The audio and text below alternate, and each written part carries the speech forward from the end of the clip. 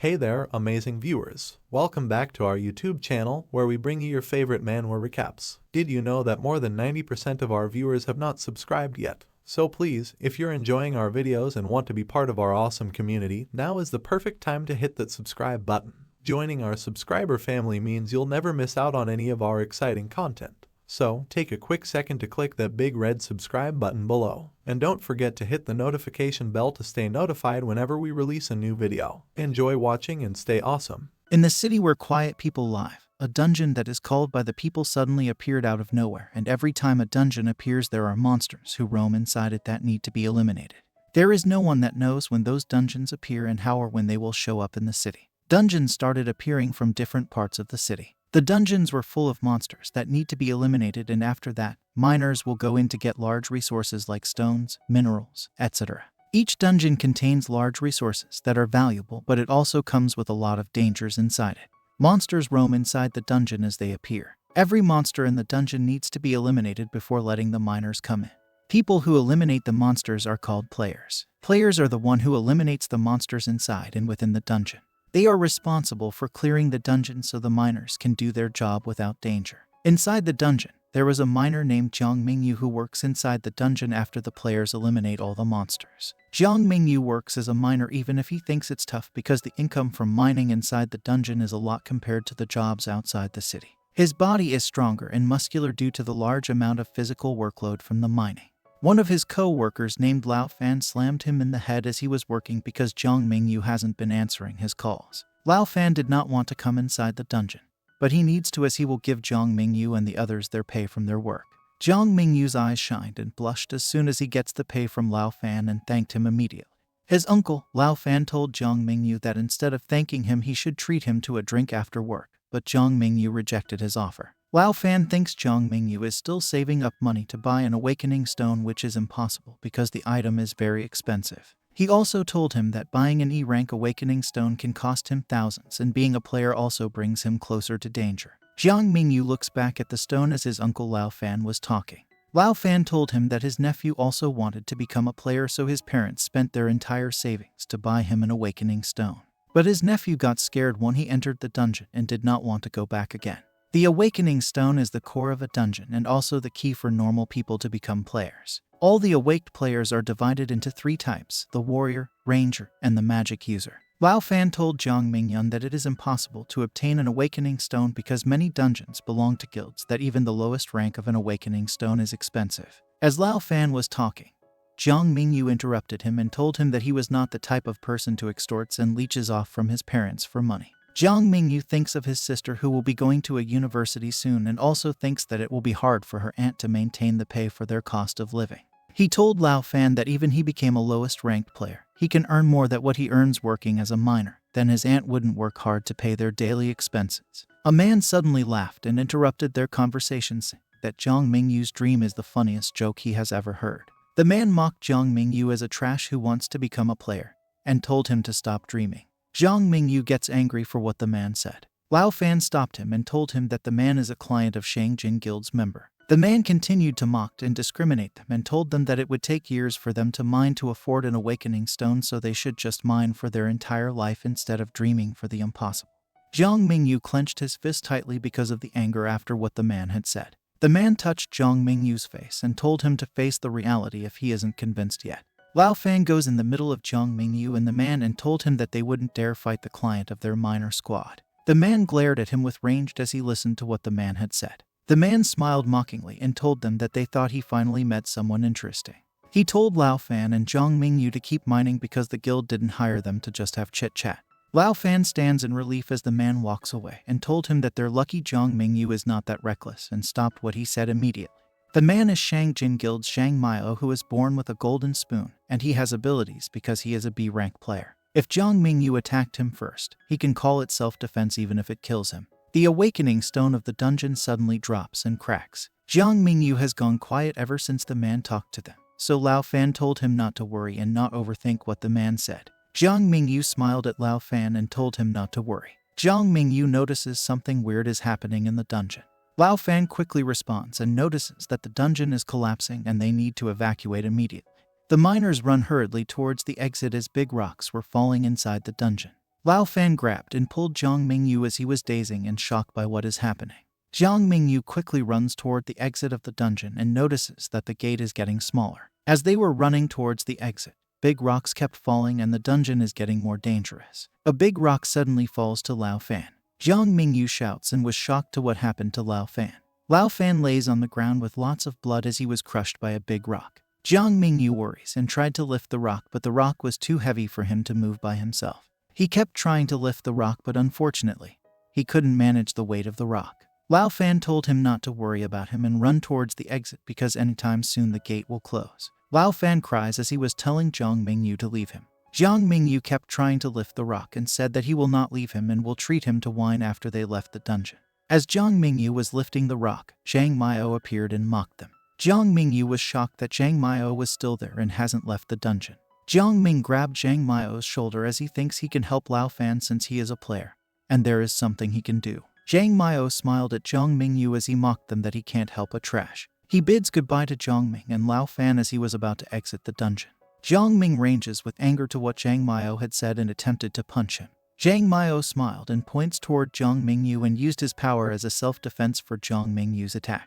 He called Jiang Mingyu a trash before he used his power against him. Jiang Mingyu was pushed off aggressively with just the fingers of Jiang Mingyu. Jiang Mingyu was seriously damaged when he crashed into the rocks. He opened his eyes and saw Jiang Mingyu exiting the gate. He was told by Jiang Mingyu to silently pass away there when the gate grew smaller. Jiang Mingyu unconsciously lie on the floor as the gate from the dungeon disappears. Jiang Mingyu's sister is confused why his big brother still hasn't come home. His aunt told his sister that her brother must be partying with his friends because today is his payday. In their home, a framed picture of Jiang Mingyu's family was displayed. As Jiang Mingyu's sister was turning on the television, the news was first to show in the television. The news reported that their city had a dungeon collapsed in the afternoon. Jiang Mingyu's sister was focused after she heard that a dungeon collapsed. The dungeon's ownership belongs to the Shangjin Guild where her brother works. The sister of Jiang Mingyu was shocked after she heard that there were many workers from the dungeon are badly injured or has died. She called her mom to confirm the name of Jiang Mingyu's mining team. Her mother told him repeatedly to call Jiang Mingyu her big brother, not by his name. Jiang Mingyu's sister told her mother to quickly watch the news. Jiang Mingyu's aunt told her that the name of his brother's mining team was Da Chuan and asked why she was asking. She told her mother that something happened to Jiang Mingyu based on what the news had said. The news reported that there are 5 people who died, 18 people got injured, and 2 people are still missing from the disaster that happened. Jiang Mingyu's aunt cries in fear as she was shocked from what heard in the news. Suddenly, someone knocked at the door. His aunt looked immediately as she heard the sound. Jiang Mingyu's aunt and his sister hurriedly opened the door. Jiang Mingyu surprisingly appeared in front of the door and told them he was sorry that he lost his key. His aunt hugged him and told him not to worry about the key, and that it is good enough that he came back safely. His aunt kept crying and telling him that it's good enough that he came back to them. The dungeon was dark and quiet after the disaster happened. Jiang Mingyu was conscious and was badly hurt from the attack of Jiang Mingyu. He thinks that his rib cage must be shattered due to the attack. Jiang Mingyu was aware that he was bleeding and losing a lot of blood, which will be hard for him because he might die if a lot of blood comes out of him. His eyes are slowly starting to close as he was dizzy by the bleeding. Jiang Mingyu never thought of suddenly dying in the mine. As he was losing consciousness, he thinks of his aunt nagging him about throwing dirty clothes everywhere in the house. He also thinks about his sister who he always argues with. Jiang Mingyu cried hopelessly with the thought of wanting to live. He shouted in the dungeon that he does now want to die at the moment. As he was crying, the awakening stone of the dungeon suddenly appeared and touched his hand. The awakening stone was suddenly activated and released a power. Jiang Mingyu was surprised when he saw the awakening stone suddenly shines brightly. Suddenly a blue system appeared in front of him saying that the abyss system is activated. The awakening stone told Jiang Mingyu that he was about to die in 30 seconds and asked him if he wants to be the king of abyss. Jiang Mingyu stared at the warning of the awakening stone as he was analyzing the situation.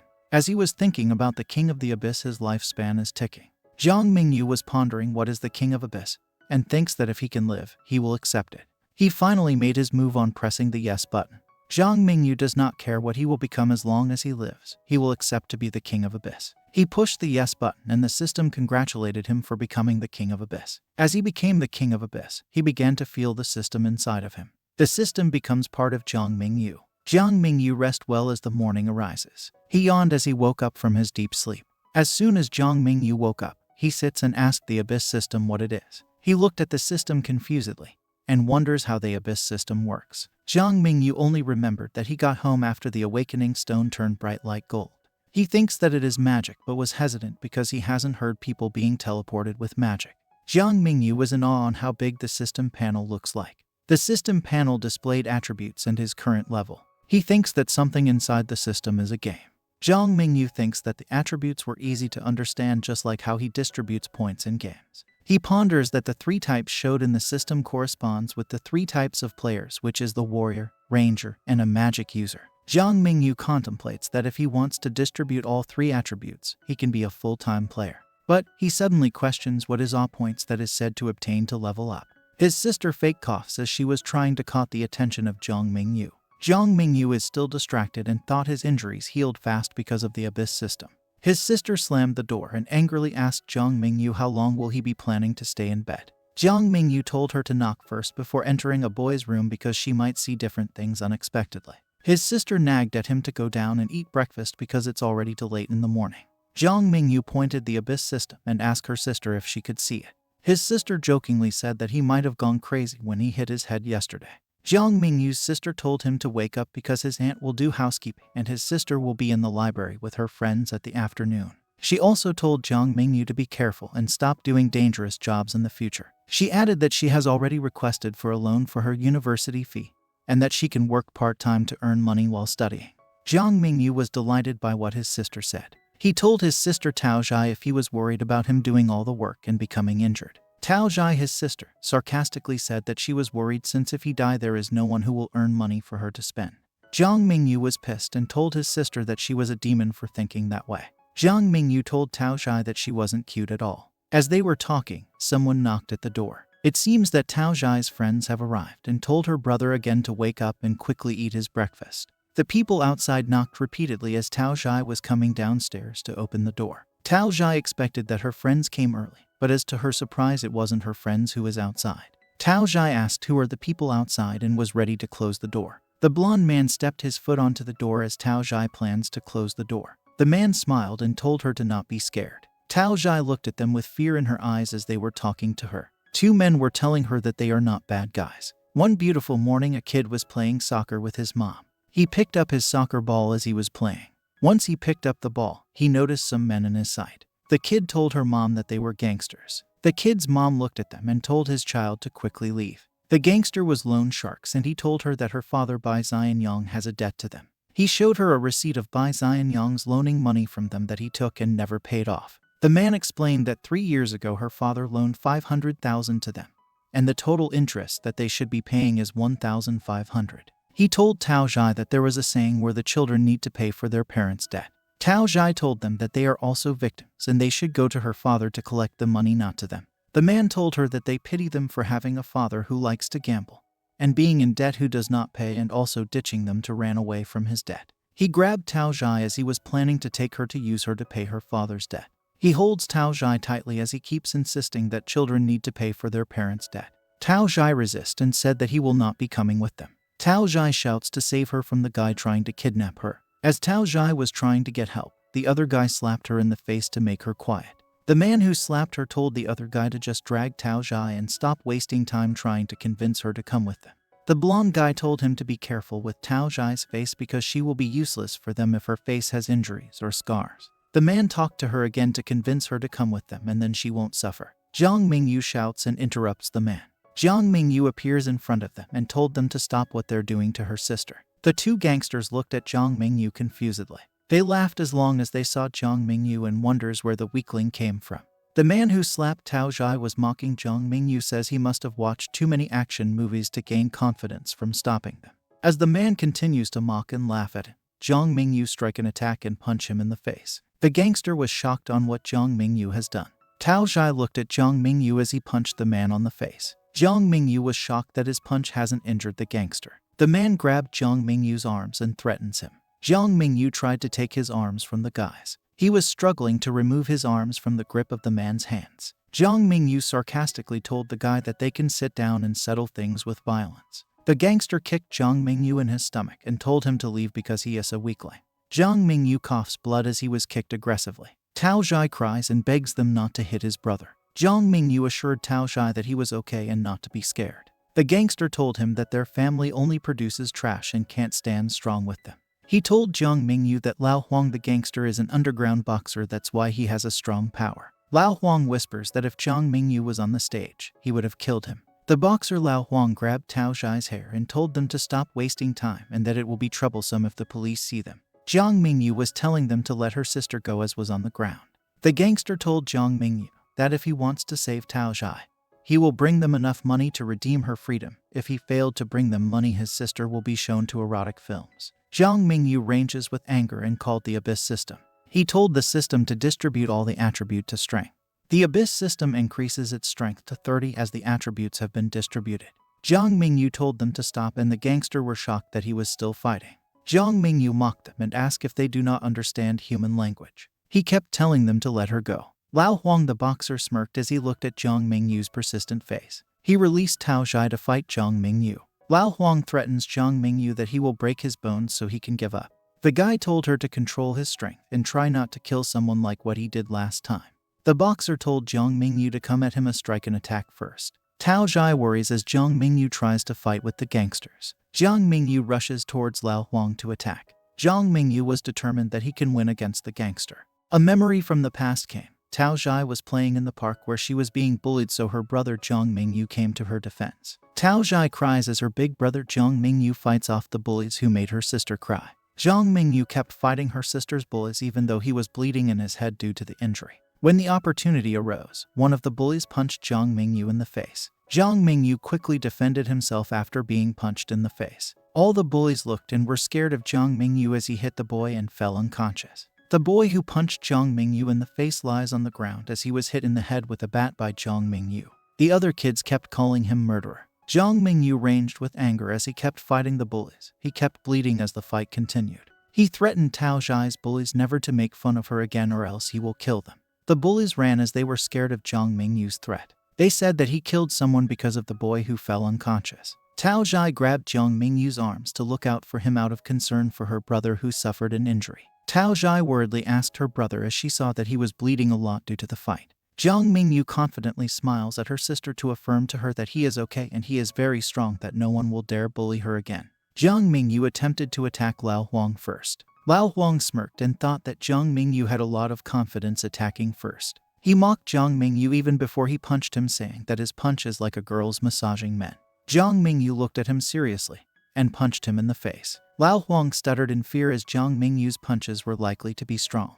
The fist of Jiang Mingyu landed on Lao Huang's face directly as he was punched back to the ground after the blow. The gangster and Tao Zhai were surprised by what Jiang Mingyu had done. The punch of Jiang Mingyu is so strong that Lao Huang took a direct hit from him. Jiang Mingyun can't believe how much power he released as Lao Huang was lying on the ground with just one punch from him. He was amazed by how strong the 20 attribute points he distributed in the system earlier. The gangster who was with Lao Huang couldn't believe that Lao Huang was defeated from just one punch from Jiang Mingyu. The gangster thought that Jiang Mingyu was only acting weak and was really a player. The Abyss system notified Jiang Mingyu that he has obtained 10 awe points. Jiang Mingyun contemplates that he can earn points for using the system and being in a fight. He thought that if he can make people be in awe, he will gain awe points. As Jiang Mingyu was questioning how he got the points and how the system works, he noticed the other gangster was quietly leaving the scene. Jiang Mingyu was pissed again when he saw the gangster trying to escape from him. Before the gangster even tried to escape, Jiang Mingyu was already attempting to attack him with a punch with 30 attribute points. The gangster begs in fear as he was about to be punched by Jiang Mingyu. He kneeled to beg mercy on him and told Jiang Mingyu to spare him. Jiang Mingyu stopped and was surprised that the gangster was begging to be spared. He asked the gangsters if they don't have some sense of pride for them to be surrendering. The gangster explained that they were just hired from the loan office and were only taking orders from the higher-ups. He showed Jiang Mingyu the real receipt of the loaning money Tao Zhai's father had taken from them. Even if he beats up the gangsters, there will be others who will come to take the money. Jiang Mingyu thinks that the man is saying the truth and he has to resolve the matter immediately to stop the loan sharks from harassing his family. He asked the gangster where the loan office is located so that he can personally bring the money Tao Zhai's father had loaned.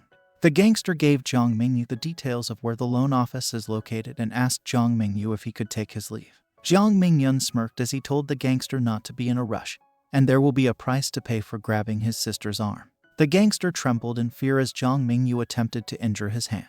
He cries as he begged Jiang Mingyu for mercy. and apologizes for the mistake he has done with Jiang Mingyu's sister. Jiang Mingyu was ready to step in and injured the gangster's hand who hurt his sister. The Abyss notified Jiang Mingyu that he had completed the system mission and was required to collect the reward. Jiang Mingyu obtained 10 awe points and is now on level 2. After the gangsters are gone, Jiang Mingyu has gone back to his room to rest. Jiang Mingyu ponders how the system works and how to get awe points in order to level up. He thinks that by getting experience, you can get awe points. But he realizes something when he only got 2 attributes after being on level 2. When he level up on level 2, he only got 2 attributes, which is lower than expected. He regrets that he used a large amount of attributes instead of saving to become a hexagon warrior. Jiang Mingyu was lucky his mental spirit is high and can add to agility. He opened the Abyss system to redeem the reward he got from earlier. He shouts at the system as he redeems his reward. The Abyss system glowed as it gave Jiang Mingyu his reward after being on level 2. The Abyss system rewarded him with a weakling's aura, which decreased his presence and made him look weaker than he already was. He was disappointed that the Abyss system rewarded him with a useless skill which he thinks he can't use. Tao Zhai, his little sister, said goodbye to her brother as she was about to go to the library with her friends. Jiang Mingyu told her sister to be careful and come straight home early. He rises up on his bed to solve the things he needs to settle, like the debt of Tao Zhai's father. One blissful afternoon in Lu City Huagong Market, where the loan office is located, gangsters who came earlier to Jiang Mingyu's house is being reprimanded by their higher-ups. Suddenly at the loan office, the higher-ups are mad because of what happened. One man was shouting at the man who came to Jiang Mingyu's house and was angry that they hadn't collected the debt that they were tasked to collect. The man shouts at his employee wanting to know what happened that they did not get a chance to collect the debt. The gangster whose hands were injured kneeled in front of its boss, telling that Jiang Mingyu acted very weak the first time and suddenly beat Lao Huang with just 1 punch. He also told his boss his hands were fractured because of Jiang Mingyu. The bosses were confused because they knew Lao Fang was an underground boxer for years, yet he got beaten up by Jiang Mingyu, a kid. The gangster thinks that Jiang Mingyu was actually a player because he's so strong for a kid and was only acting weak. His boss overthinks if Jiang Mingyu was a player based on what his men described. The man asked one of his men if he thinks that Jiang Mingyu is a player. The boy replied that he can only confirm that Jiang Mingyu was a player if he fights him. He thinks Jiang Mingyu was a new player who just awakened not too long ago. Someone knocked on the door and told his boss that Jiang Mingyu came to find him for Bai's family debt. The boss was angry that Jiang Mingyu still has the confidence to go straight through him after he beats up his men. He thinks that Jiang Mingyu was underestimating him by finding him in his loan office. The boss told one of his men who did not collect the money that he will receive his punishment after he dealt with Jiang Mingyu. His men apologized for telling Jiang Mingyu the location of their office and told the boss he was forced to tell Jiang Mingyu. The boss ordered his men to leave and stop embarrassing him in the loan office. Jiang Mingyu entered the office where Meng Fei, the boss of the loan office, is. The muscular man and Meng Fei looked at Jiang Mingyu as he walked inside the room. Jiang Mingyu greeted them with a smile and asked who is the boss named Meng Fei. Meng Fei introduced himself to Jiang Mingyu and told him that he knows who he is because he's the one who beat up his men. Jiang Mingyu apologizes to Meng Fei as he was too overwhelmed with emotions as he fought with his 2 men and also injured them. Meng Fei was confused if Jiang Mingyu was only acting. He thinks Jiang Mingyu was weak based on how he speaks and his physical appearance. Meng Fei did not mind what Jiang Ming was and thought that he needed to make up for what Jiang Mingyu did to his men. Meng Fei assured Jiang Mingyu that the matter is resolved because it already happened. But Meng Fei has other plans to not let Jiang Mingyu go unscattered. Jiang Mingyu came there to personally talk to Meng Fei about Bai's loan and asked if he could give him more time to pay Bai's debt. Meng Fei told Jiang Mingyu that he can give him time, but there is on condition for what he asked. Jiang Mingyu glows brightly as he thinks Meng Fei was too kind to agree with what he said. The boy who was with Meng Fei smirked as Meng Fei's condition was to fight him. If Jiang Mingyu can win against the boy with Meng Fei, he can extend the payment of the loan, but if he loses, he will immediately pay the debt. Jiang Mingyu acts weakly as he said to Meng Fei that there are more conditions than violence. Meng Fei thinks Jiang Mingyu is dumb for asking him for less violence because of what he's done to his men. He told Jiang Mingyu that he was being kind to give a chance to someone who beats up his men. Mei Feng told him that he is not in the position to choose what condition he will give and that he only has 2 choices, either pay the debt immediately or fight. Jiang Mingyu clenched his fist as he couldn't do anything about Mei Feng's condition. He agreed with Mei Feng's condition, saying if he can defeat his men, he will extend the days to pay the debt. Mei Feng happily smirked when Jiang Ming agreed and thought he couldn't win. The men of Meng Fei and Jiang Mingyu stared at each other as the fight was about to start. Meng Fei warned Jiang Mingyu about Jay being a true player. As Jay looked at Jiang Mingyu, he noticed his eyes were sharp. Jiang Mingyu stared at him and was ready to defend himself. Jay says Jiang Mingyu has sharp eyes but has a weakling's aura and starts to attack him with such a fast speed. As Jay was about to attack, Jiang Mingyu thought he just needed to block the attack to lessen the damage. Jiang Mingyun was ready to defend himself, but suddenly Jay disappeared from his sight and was already on his back. Jiang Mingyu is surprised that Jay was surprisingly at his back without him knowing. He was confused how Jay got behind his back, and as he was looking back, Jay already hit him. Jay kicked Jiang Mingyu's face even before Jiang Mingyu turned his head completely. Jiang Mingyu was completely thrown on the floor as Jay kicked him in the face aggressively. He quickly got up after being attacked. Jiang Mingyu wiped the blood on his face and thought he was unlucky to fight a wanderer player like Jay. The player, Jay, proceeds to attack Jiang Mingyu with his impressive speed and thinks that Jiang Mingyu was dozing off. Jay mocks Jiang Mingyu for being unable to keep up with his attack due to its incredible speed. He kept trying to attack Jiang Mingyu, and Jiang Mingyu only blocked his attacks. As the fight goes on, Meng Fei observes Jiang Mingyu and wonders if he is really weak and how did he defeat Lao Huang if he can't even keep up with the player. The player stopped attacking him and mocked him for being so weak that he couldn't even land an attack from him. Jiang Mingyu won't be able to extend to pay the loaned money if he keeps up with a weak performance. Jay contemplates that Jiang Mingyu was a new player who just awakened not long ago. That's why he is still not experienced in fighting. Jiang Mingyu thought Jay has figured him out and will get into a bad situation. The player smirked at Jiang Mingyu as what he thinks about him is correct based on his expression. Jay thinks of teaching a lesson to Jiang Mingyu as his senior as a player. Jay attempted to attack Jiang Mingyu and told him never to let the opponent know about his true strength and weakness. Jiang Mingyu acted shocked as he was about to be attacked by the player. He smirked at Jay when he was about to land an attack on him. Jiang Mingyu was prepared to throw the plastic bottled water into the player. He threw the bottled water into the player with force. The player was alert and catch the plastic bottled water thrown by Jiang Mingyu. Jay was confused about what Jiang Mingyu threw at him. He looked in his hand and saw a plastic water bottle was thrown to him. Jay laughs as he thinks Jiang Mingyu was so scared that he threw the plastic water bottle even if Jay can't deal damage with it. Suddenly, the plastic bottle that Jay is holding unexpectedly exploded in his face. The player dealt great damage as he bled a lot from the explosion. Jiang Mingyu laughs as he looks at the player and knows his trick of throwing the plastic bottle was successful. Meng Fei was shocked as he thought Jiang Mingyu was a magic user and can make the water explode with flame magic. The player's hands were badly injured as he was holding the plastic bottle with his hand when it exploded. He looked at Jiang Mingyu and threatened to kill him for what he had done to him. Jiang Mingyu rushes off with great speed to attack the player when it was still defenseless after the explosion. Meng Fei was surprised that Jiang Mingyu suddenly released a great amount of speed. Meng Fei told his player to look out for Jiang Mingyu as he was about to attack him. The player couldn't see Jiang Mingyu because of the smoke from the explosion, and also the speed of Jiang Mingyu was unable to be seen, so Jiang Mingyu picked up the opportunity to punch the player. Jiang Mingyu punched Jay in its face and was thrown off with just one punch. The player was frustrated that he did not get the chance to defend the attack from Jiang Mingyu. He asked Jiang Mingyu what his profession was because of how he handled the fight. Jiang Mingyu mocked him and returned his words by saying not to let the opponent know its true strength, otherwise it will be a weakness. The player rushes off towards him and ready to attack as he was angry that Jiang Mingyu was mocking him. Jiang Mingyu threw the plastic bottle again where the first trick of the plastic bottle exploded.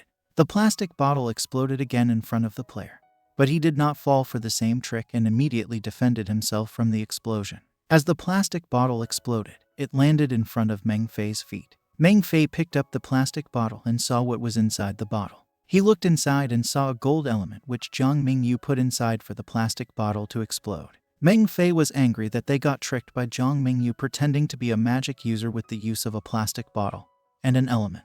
The player smirks at Jiang Mingyu as he can't keep up with him again and can only dodge his attacks. Jiang Mingyu was exhausted by the incredible speed the player was showing. The player's incredible speed made him disappear and gets behind Jiang Mingyu again. As the player was about to attack Jiang Mingyu, he was surprised that Jiang Mingyu still had a lot of plastic bottles to throw at him. The player was caught off guard and couldn't dodge all the plastic bottles Jiang Mingyu threw at him. The plastic bottles exploded right in front of the player, defenseless. Jay was angry again that Jiang Mingyu caught him off guard and landed a blow on him again. Jiang Mingyu was ready to punch the player as it was still weak from the damage it dealt with the explosion. Jiang Mingyu threw a punch with great strength to the player and told him that no matter who the opponent is, never look down on others. The player lays on the ground unconsciously as he got punched by Jiang Mingyu on the face. The Abyss system notified Jiang Mingyu that he obtained 40 awe points and was already on level 3. Meng Fei was surprised that his player was defeated by Jiang Mingyu, which he thought was weak. Jiang Mingyu kept calling Meng Fei as he was still shocked by what happened. He looked at Meng Fei with a smile on his eyes because he is now qualified to extend the days to pay for the loan. Jiang Mingyu told Meng Fei that they can already discuss the extension and money. The player still lays unconscious on the ground after being hit by Jiang Mingyu. Meng Fei clapped his hands as Jiang Mingyu defeated his player. He congratulated Jiang Mingyu for displaying an excellent battle. Meng Fei admitted his loss to Jiang Mingyu and showed appreciation by telling Jiang Mingyu that he enjoyed the battle. Jiang Mingyu sarcastically laughed at Meng Fei and said that he was exaggerating and he was just lucky that he won.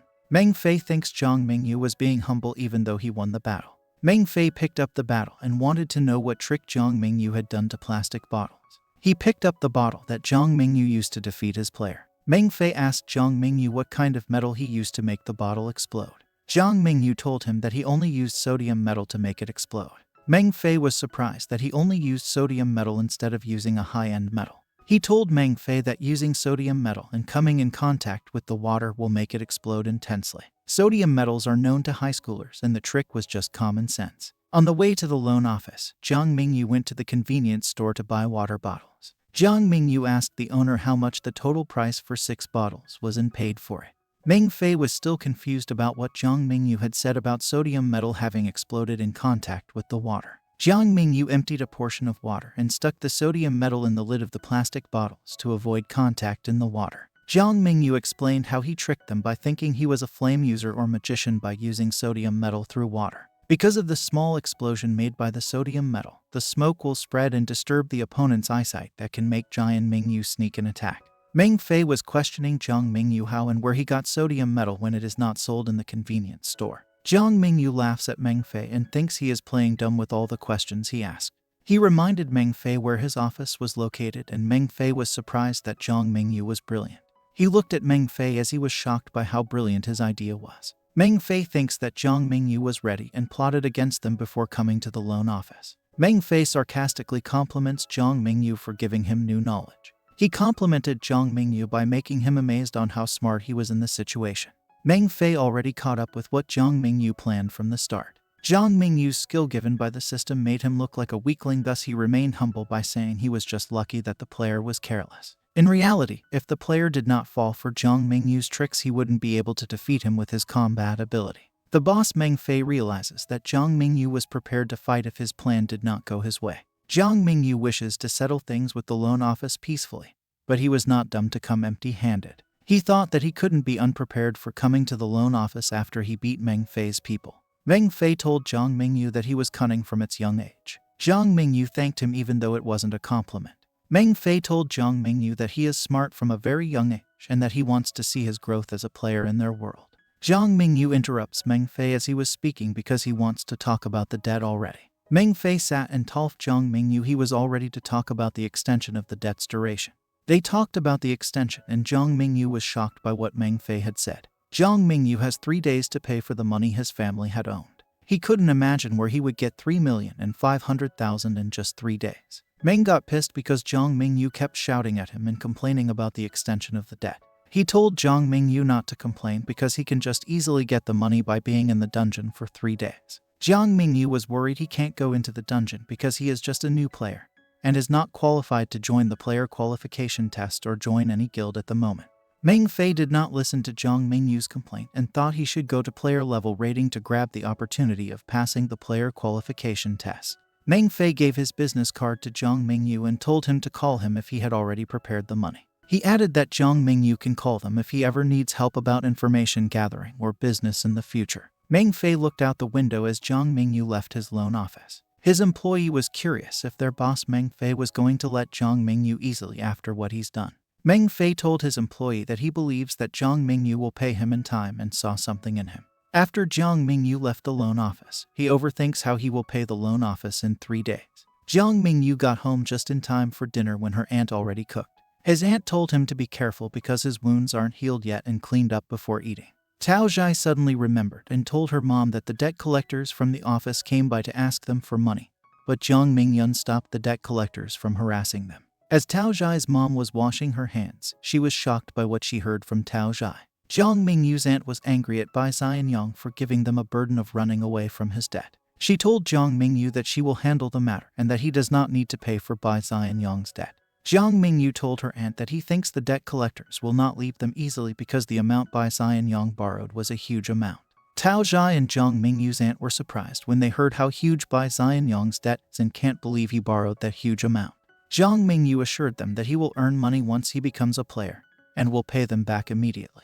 He told his aunt not to worry about paying back the debt. His aunt was angry that Jiang Mingyu wanted to be a player. Jiang Mingyu's aunt did not allow him to be a player and scolded him for what he said. Parents of Jiang Mingyu went missing after becoming a player. That's why Jiang Mingyu's aunt couldn't allow him to become a player because he could be in danger. Jiang Mingyu was shocked by what his aunt had said because he thought his parents died in an accident. He questioned his aunt by what she said because he couldn't believe that his parents were players. Jiang Mingyu's aunt looks at him and realizes he finally deserves to know the truth. Jiang Mingyu's temper can't be controlled since he was young, so his aunt hid the truth about what really happened to his parents. His aunt was telling Jiang Mingyu that his parents were players in the past 20 years ago, and Jiang Mingyu was only around 1 year old at that time. Jiang Mingyu's mother asked his sister, who's Jiang Mingyu's aunt, to look after him because they were going to take a trip. His aunt knew that her sister was making up excuses, but in reality his parents were summoned by the government to join the joint operation to raid the dungeons. Jiang Mingyu's mother kept it a secret because it's not a normal activity in the dungeon, but a raid. Tao Zhai carefully listens as her mother was telling Jiang Mingyu that his parents did not come back and were only notified by the government only after 1 year that they went missing. His aunt was worried Jiang Mingyu would want to be like his parents, to be a player, so his aunt did not want to tell him what really happened to his parents. Jiang Mingyu's aunt worriedly asks him not to become a player, and told him not to worry about the money as she will think of a way to pay it back. Their discussions were finished as it was already noon and they were about to rest. As Jiang Mingyu lays on his bed, he can't stop moving around and can't sleep peacefully because of what he learned. He got up in bed out of frustration that he couldn't sleep. Jiang Mingyu never thought his parents were players and that his aunt would have never told him the truth if he hadn't said that he wanted to be a player. He is contemplating why his aunt couldn't find information about his parents in the government, or any news regarding his parents. Jiang Mingyu overthinks why the guild disappeared and acted like it never existed in the first place after removing its name.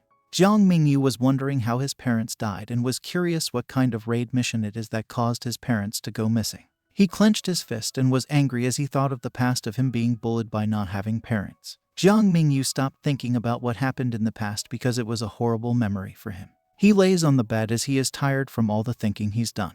Jiang Mingyu wonders what he should do about his situation and how he would find information about his parents. He suddenly remembered that the loan office gave him a business card in case he needed help from them. Jiang Mingyu got up to check the number in the business card and called him immediately. Meng Fei picked up fast even though he was in bed as Jiang Mingyu calls him. Jiang Mingyu apologizes for the late disturbance he made, but Meng Fei entertains him and asks why he called. He asked Meng Fei if they could find information about 2 players who are his parents because he knew Meng Fei's loan office is good at finding information. Meng Fei agreed and immediately asks for 200,000 as a payment for their service, and will return half of the amount if they failed to do what Jiang Mingyu asked. Jiang Mingyu quickly ended the call after what Meng Fei had said and did not reply to him.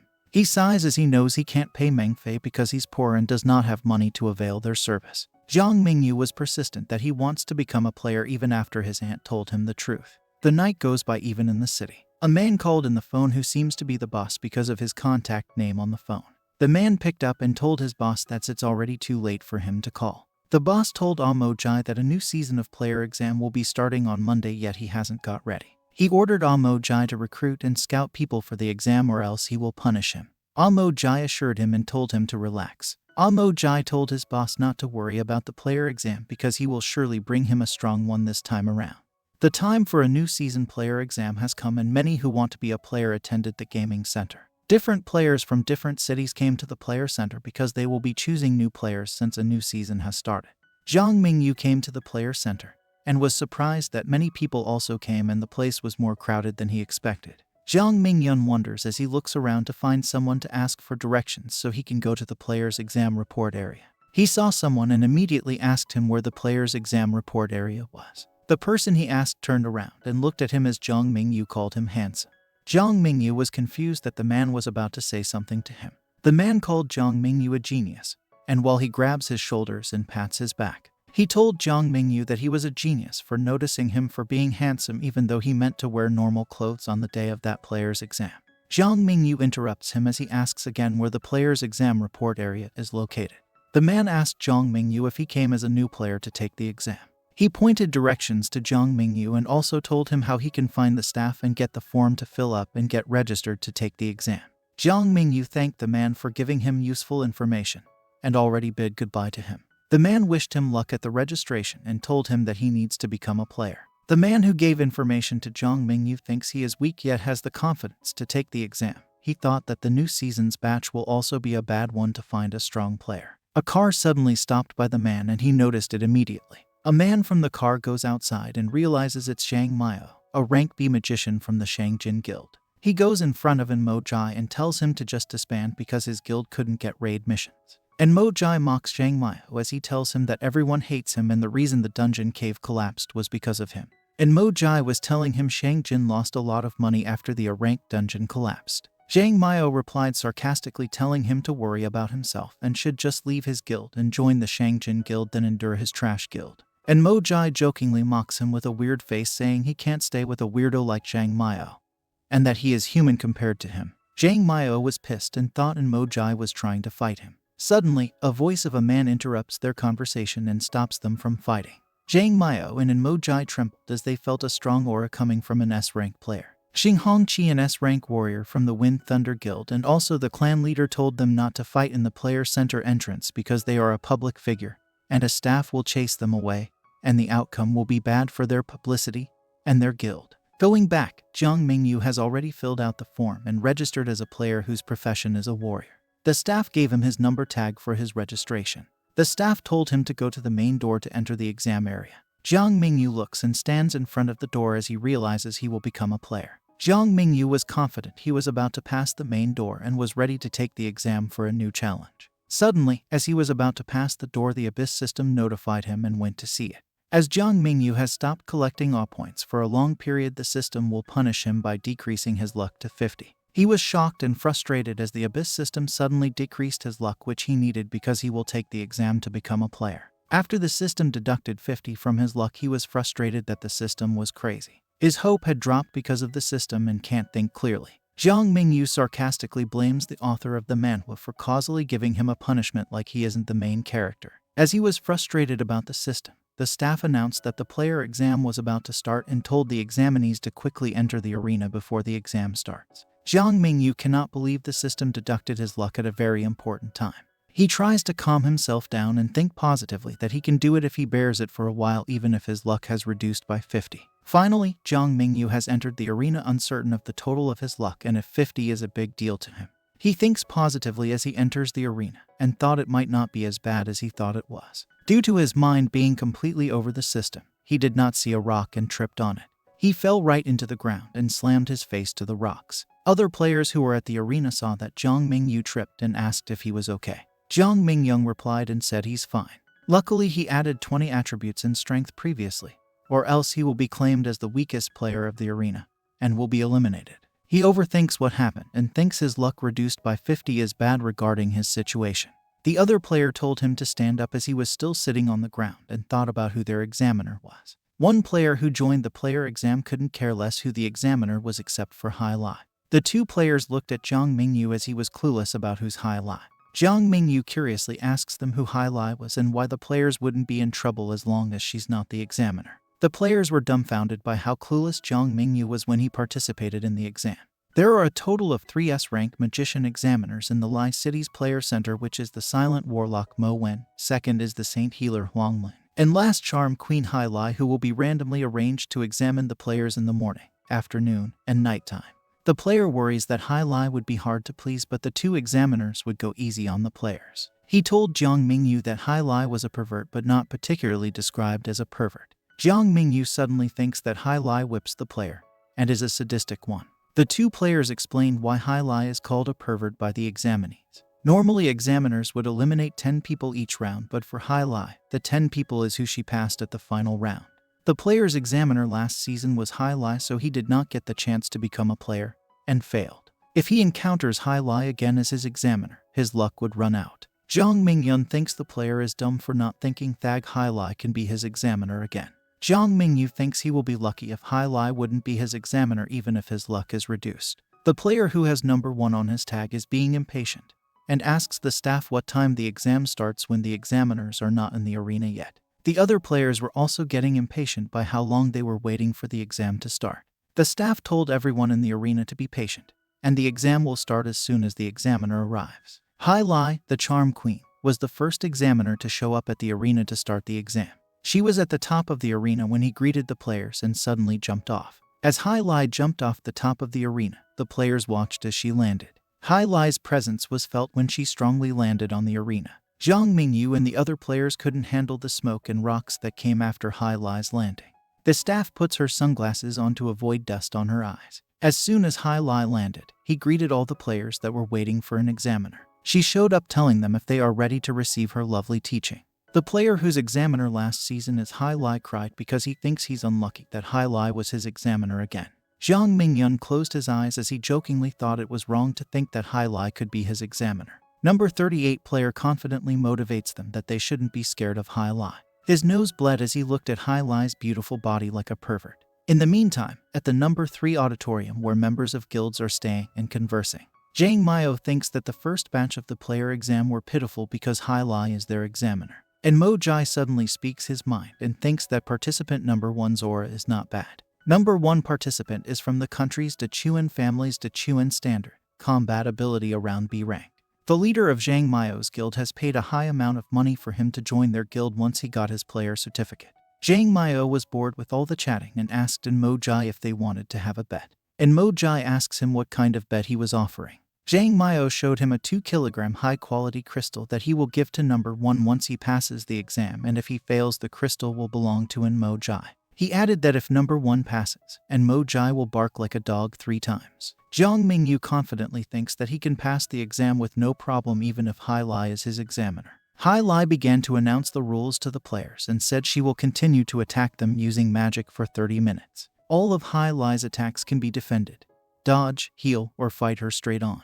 The players just need to survive Hai Lai's attack for 30 minutes. If the players stepped out of the arena or lost unconsciousness during the attacks, they will be disqualified at the exam immediately. Hai Lai orders the staff. The staff immediately changed her glasses. The staff activated the area sensor as soon as she put on her glasses. The aura of the arena has changed once the area sensor was activated. The area sensor covered all the arena where the attacks can be made. The examiners were ready as soon as the test staff had started.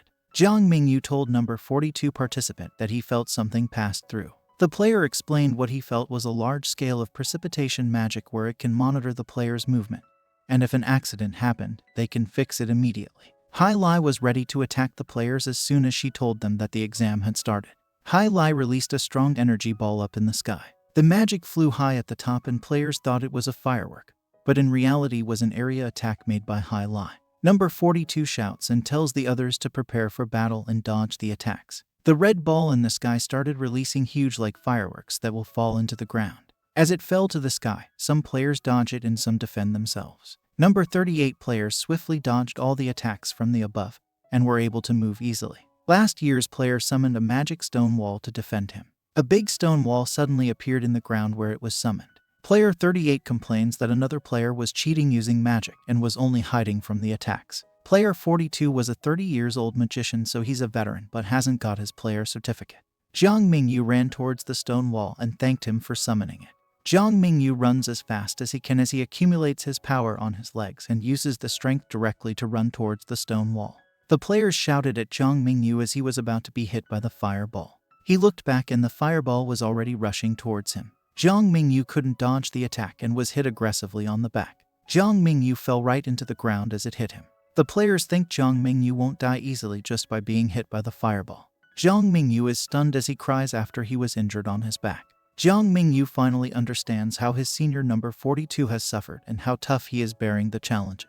The 3 players including Jiang Mingyu hide behind the stone wall as they ponder that the exam wasn't an exam, but was a battlefield for them to survive. The magic of Hai Lai is beautiful like a firework, but dangerous when used as an attack. Jiang Mingyu asked the other players if they should go through an appraisal crystal. The appraisal crystal can easily know the player's ability and will grade the player's rank. His senior jokingly told Jiang Mingyu that he read too many comic books to think that way. Jiang Mingyu denies that he read comics and was persistent to say that those kinds of tests were easier than being graded and examined in the battlefield. The senior asks Jiang Mingyu how the players were distributed into 3 professions. The first one is a warrior, the second one is a ranger, and lastly, the magician. He asked Jiang Mingyu how the combat ability of the players were graded, and Jiang Mingyu thinks it was graded based on using an Awakening Stone's quality rank.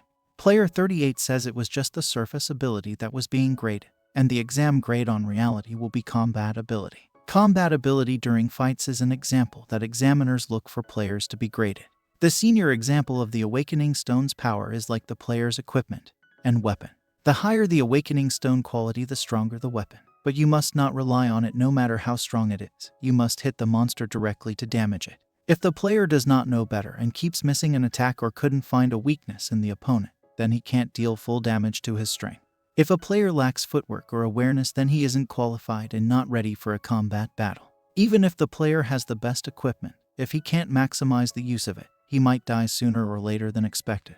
All the players were graded by survival ability and combat ability being the true power of a player. If what Jiang Mingyu said was true about appraisal crystal, then most players without combat ability can pass the exam easily. Jiang Mingyu understands and realizes now how players were graded thanks to his seniors. As the senior player was still talking about how players are graded, its stone walls are getting damaged more as the battle goes by. The other player was conscious that the stone barrier would collapse anytime soon. The senior was confident that the barrier wouldn't collapse because he used it last season and passed the first round.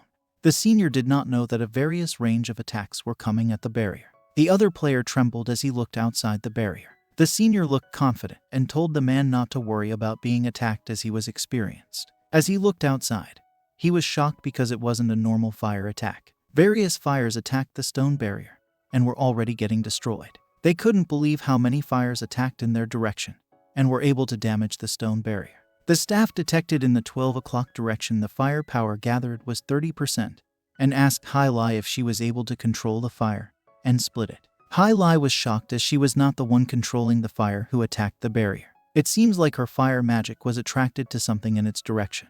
The players were shocked as the firepower was pointed directly at them. They thought someone from them had offended Hai Lai by attacking them directly. Jiang Mingyu thinks that it came because of him and his system as it hits his back earlier. As the attack from the fire continued, it managed to break the stone barrier. The 3 of them looked as the stone barrier was about to crack in front of them. They quickly ran to stop the barrier from crashing onto them. The 3 of them ran quickly as the stone barrier was destroyed and had fallen on the ground. Jiang Mingyu asks one of the players because he accidentally pushed him to avoid getting crushed by the barrier. The player thanked him even though he bled and told him not to push so hard next time. The senior ran and told them to quickly run to and stop dozing off because it might injure them if caught off guard. He told them why they weren't running and was scared to be hit by the fire magic. They looked at the senior as he was running from various attacks from the fire. Number 38 player jokingly said not because he looked at Hai Lai's breast, but because she already planned to kill them by pointing the attacks directly at them. Jiang Mingyu admits that he thinks the fire magic was coming after him. Number 38 player were confused about what Jiang Mingyu has done for the fire to aim at them. Jiang Mingyu asked his senior how much time he got and held responsible to lure the attacks away as it came from him. The senior can't believe Jiang Mingyu if he tries to run from it in 10 minutes. He asks the senior to give him a magic buff as he was not flexible compared to his speed. The senior agreed to give him the magic buff but said that it won't last long. The senior already starts to summon an enhanced magic buff to Jiang Mingyu. Jiang Mingyu ran ahead as the senior was about to give him the magic buff. Jiang Mingyu's attributes were increased because of the enhanced magic buff. He felt the power immediately and was excited about what he was about to do. Jiang Mingyu ran ahead of them as he sped up and told them to spread out in the arena. Suddenly, the Abyss system notified Jiang Mingyu that he can lure the fire magic go attack others and will be able to gain all points from it. Jiang Mingyu thought that what the system said about obtaining all points made it easy to pass the first round and would be easy to attack the other. He does not know what kind of activity they will do in the second round, but he thinks the more people who are disqualified in the first round, the more advantage to him. Jiang Mingyu couldn't do tricks as he was thinking he would play dirty just to pass the first round. A magician who made a shield to defend her couldn't last longer as he used a lot of power and was about to be drained. She thinks it's too early for her to become a player due to the challenges she's experiencing. As she was defending herself from the inside, he looked and saw a fire was different among the others that attacked her. She was shocked as the fire was way too thick and long that might break her shield and couldn't hold the damage. The girl thinks that if the fire hits the shield, it will definitely hit her too and will be killed. Suddenly, Jiang Mingyu accidentally pushed her back because she was in the direction of Jiang Mingyu, who's running with great speed. As Jiang Mingyu passed through the magician, the fire did not hit her. She thinks Jiang Mingyu was crazy for running over her and was almost hit by the thick fire. The magician noticed something as Jiang Mingyu ran off. The thick fire who was about to hit the magician was lured by Jiang Mingyu. As Jiang Mingyu continues to run in the arena, he was noticed by the players because of encountering them as he lured the attacks from him. The players looked at Jiang Mingyu as they saw all the fire magic was coming at him after it lured it away from them. The players thinks that Jiang Mingyu is dumb from helping them as they does not even feel a strong mana coming from him and can be disqualified if the mana hits him and got spoiled. The magician earlier, who Jiang Mingyu has passed, spoken as everyone was talking about how he still manages to help them even if he's weak, and told the others they should help Jiang Mingyu. The magician told her fellow players not to rely on someone who was weaker than them just to pass the exam, as it was humiliating because everyone thinks Jiang Mingyu was the weakest player on the arena. All the players in the arena agreed to what the magician said, and everyone agrees and wants to help Jiang Mingyu because they just can't stand by. Then, all the players gave a magic defense and some magic resistance to Jiang Mingyu to increase his attributes. As Jiang Mingyu was running from the fire attacks, the Abyss system has notified him that his attributes had increased. He was curious why his attributes were suddenly increasing, and wants to know who gave him buff effects. Suddenly, the Abyss system has notified him for he has obtained 10 awe points, and Jiang Mingyu wonders why he obtained the points even if he did not lure the magic bullet to harm other players. The Abyss system told him that the players admired him for what he had done and gained awe points from admiration. Jiang Mingyu thought that an unlucky buff also has some positive use. Jiang Mingyu excitement has gone up for the knowledge he had known and continued to lure more magic bullet into his direction. His awe points kept increasing as he was still getting admiration from all the players. On the dark side of the arena, players are enraged why the other players started harming or killing others by cutting their legs and arms. The players who are injured screamed as they were in pain from the injury. Other players who have seen him do the act aggressively told him if he was not afraid of getting disqualified. He brazenly told them that he did not kill them yet and just cut some parts of their bodies. The players imprudently said to other players that Examiner Hai Lai did not prevent or gave rules about harming others in the competition. The player wanted to eliminate others before the second round, which is the elimination points exam. A player criticized him for ruining the player's life for cutting their legs and arms when he could have just made less harm to other players, like make the players faint or voluntarily leave the battleground. He confidently said to the man that their world does not need weaklings, and there is just a stepping stone for strong players to climb up the ladder. The player counted the total numbers of player he harmed, and the man who lectured him will be the 7th one to get attacked by him. The player attacked the man as he swings his sword and used a martial skill black magic to slash the player's body. He continued to attack the players who are weaker than him and did not give them mercy. The other player, who was about to be his next target, voluntarily surrenders to him to avoid getting attacked by him. The blue-haired player did not give him a chance to surrender and slashed him quickly with his sword. The man screams in pain as his hand were cut and his chest was sliced up by the attack. The blue-haired player did not stop and immediately tries to attack the girl player even if she begged him not to kill her. As he was about to attack the player, another player interrupts and stopped him from what he was doing. The player who interrupted him and punched him was the running Jiang Mingyu. The player immediately was thrown off, but it balanced his body after Jiang Mingyu has punched him. He was angry that Jiang Mingyu successfully sneaked an attack on him and thought why he did not sense that Jiang Mingyu was coming right after him. Jiang Mingyu sarcastically told him that what he did was just a side dish and was not a sneak attack. Jiang Mingyu was ready to attack the blue-haired player and bends over to avoid the magic fireball will go to its direction and hits him. Jiang Mingyu smirked as he lured the magic fireball into attacking the player. As the player was about to look behind, the magic fireball was already in his direction and will hit him directly. The blue-haired player explodes and was on fire after the magic balls that Jiang Mingyu directly hits him. The players on the arena saw what Jiang Mingyu had done and thought Jiang Mingyu had lured all the magic bullets to bomb someone in the arena. Everyone was gossiping how the player who was bombed deserved it because he's trying to eliminate other by cutting their hands and legs, and Jiang Mingyu seems to be the one who tried to stop him. After getting hit by all the magic bullet, the senior thinks that it was impossible for the player to survive the strong firepower and was most likely to be eliminated. Jiang Mingyu wonders why he did not gain awe points after luring the magic bullets to attack the other player. Jiang Mingyu couldn't believe the thought that the player was still alive after the strong explosion it took. The player survived the explosion and was already running towards Jiang Mingyu to attack him with his sword. Before he successfully attacked Jiang Mingyu, the staff suddenly announces that the first round's time is over. As the sword was about to cut Jiang Mingyu's neck, the time has already done and the player stopped its attack.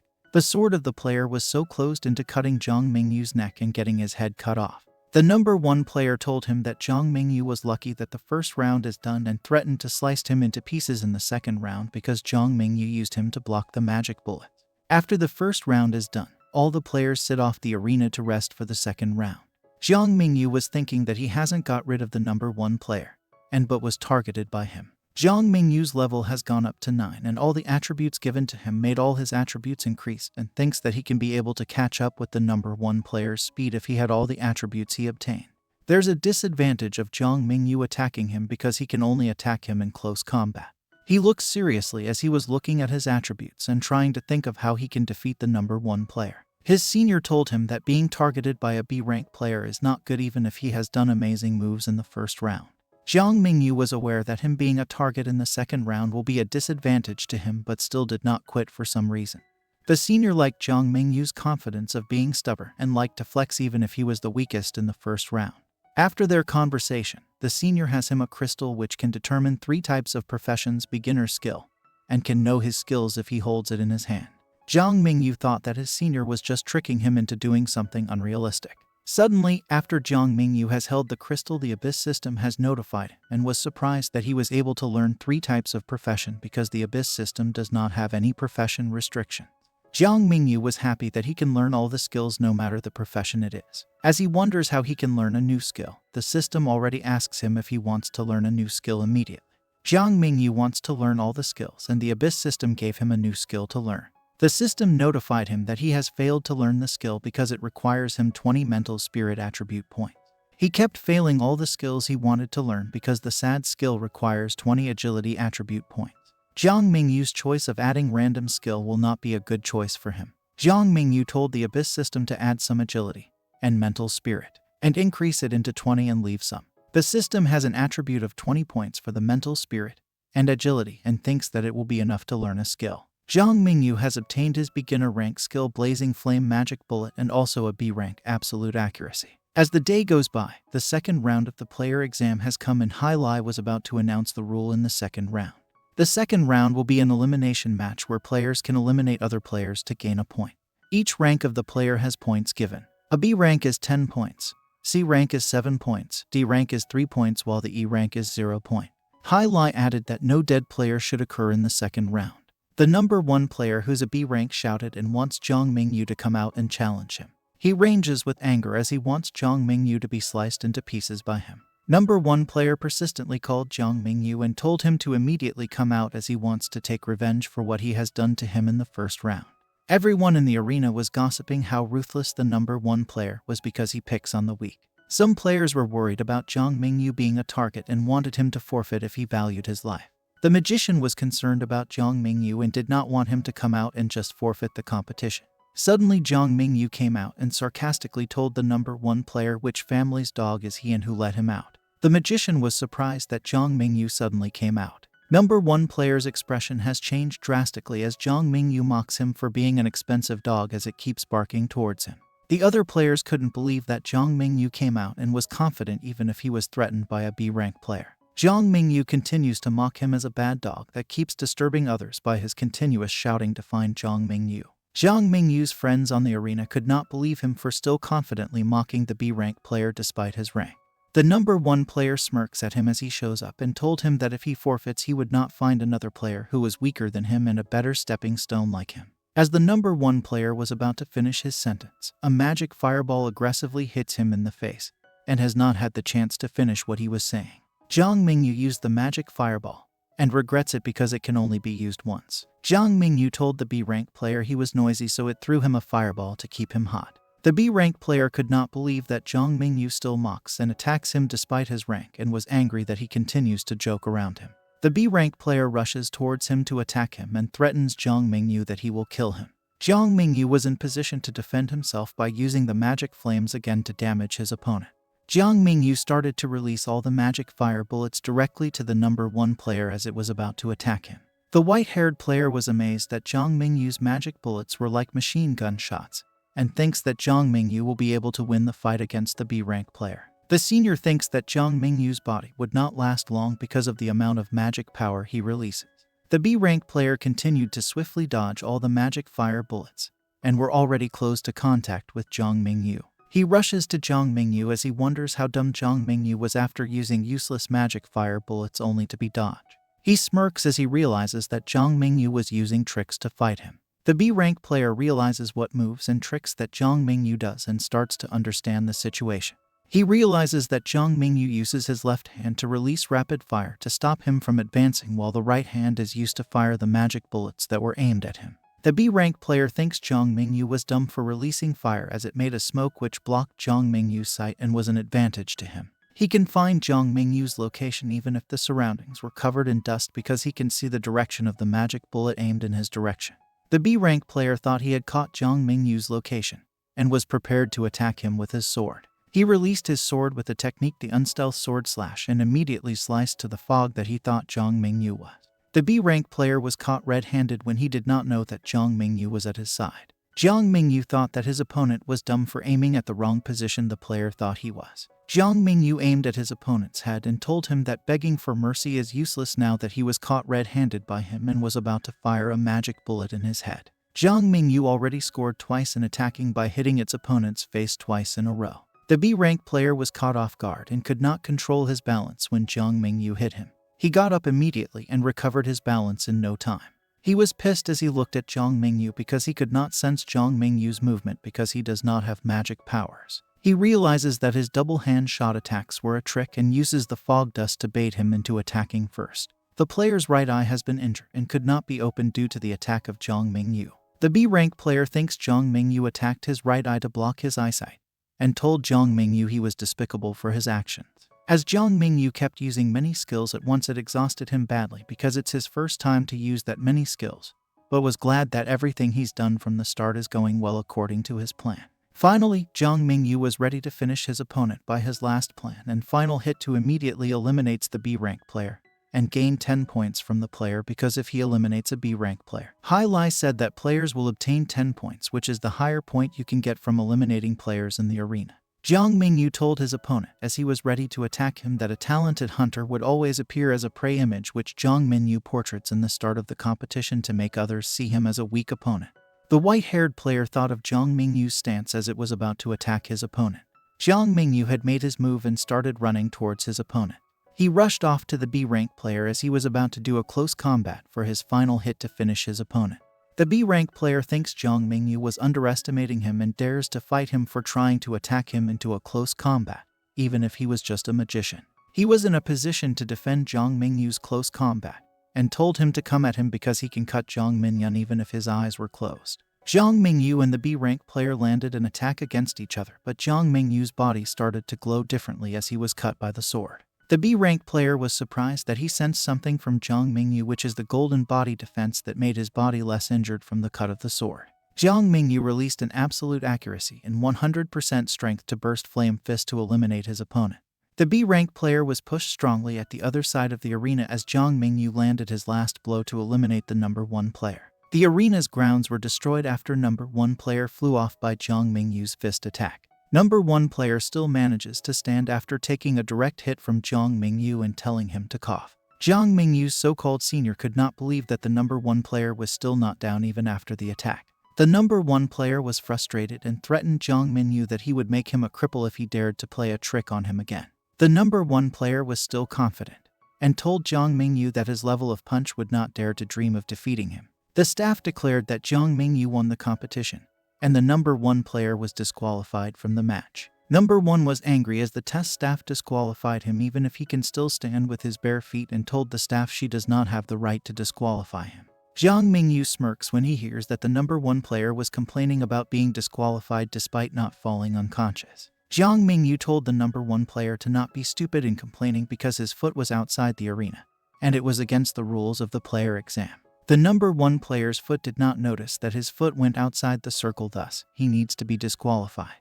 The player repeatedly shouted that number 1 stepped out of the battleground. Jiang Mingyu was brilliant to use such a way to disqualify number 1 without getting him killed. Number 1 player realizes that Jiang Mingyu injured his right eye to make him lose awareness in the area, and pressured him at the edge of the arena, and landed a strong attack to push him outside the battleground. Jiang Mingyu mocked him, saying his IQ was low and only uses physical strength for fighting, so he lost because he got mad and did not use his brain in the situation.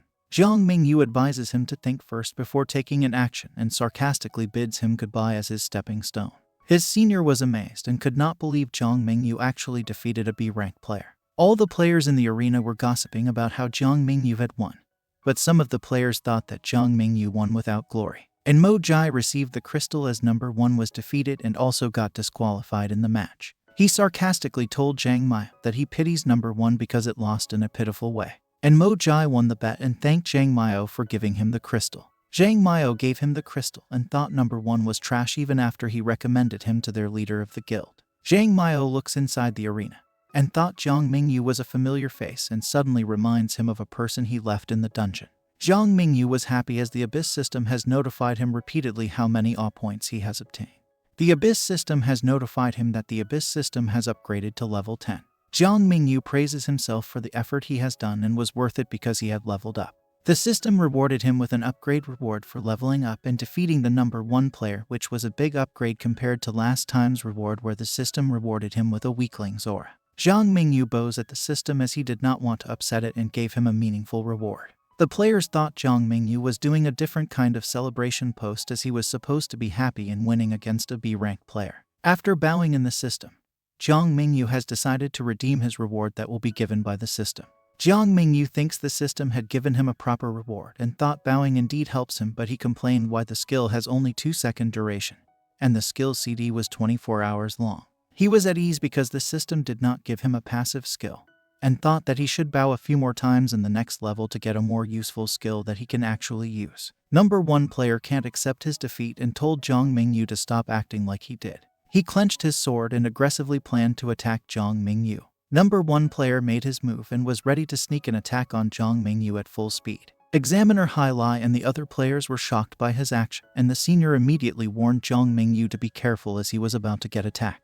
Number 1 player thought he caught Jiang Mingyu red-handed and told him he was stupid to easily die by his hands. Jiang Mingyu smirks as he knows number 1 will attack him, but Jiang Mingyu was smarter than him, so he knows number 1 would not accept defeat easily and will try to get revenge on him. Finally, Jiang Mingyu has used his new skill, which is the Soul Shock, which can release his Abyss aura. Number 1 player's heart started beating fast and not normal after Jiang Mingyu used Soul Shock on him.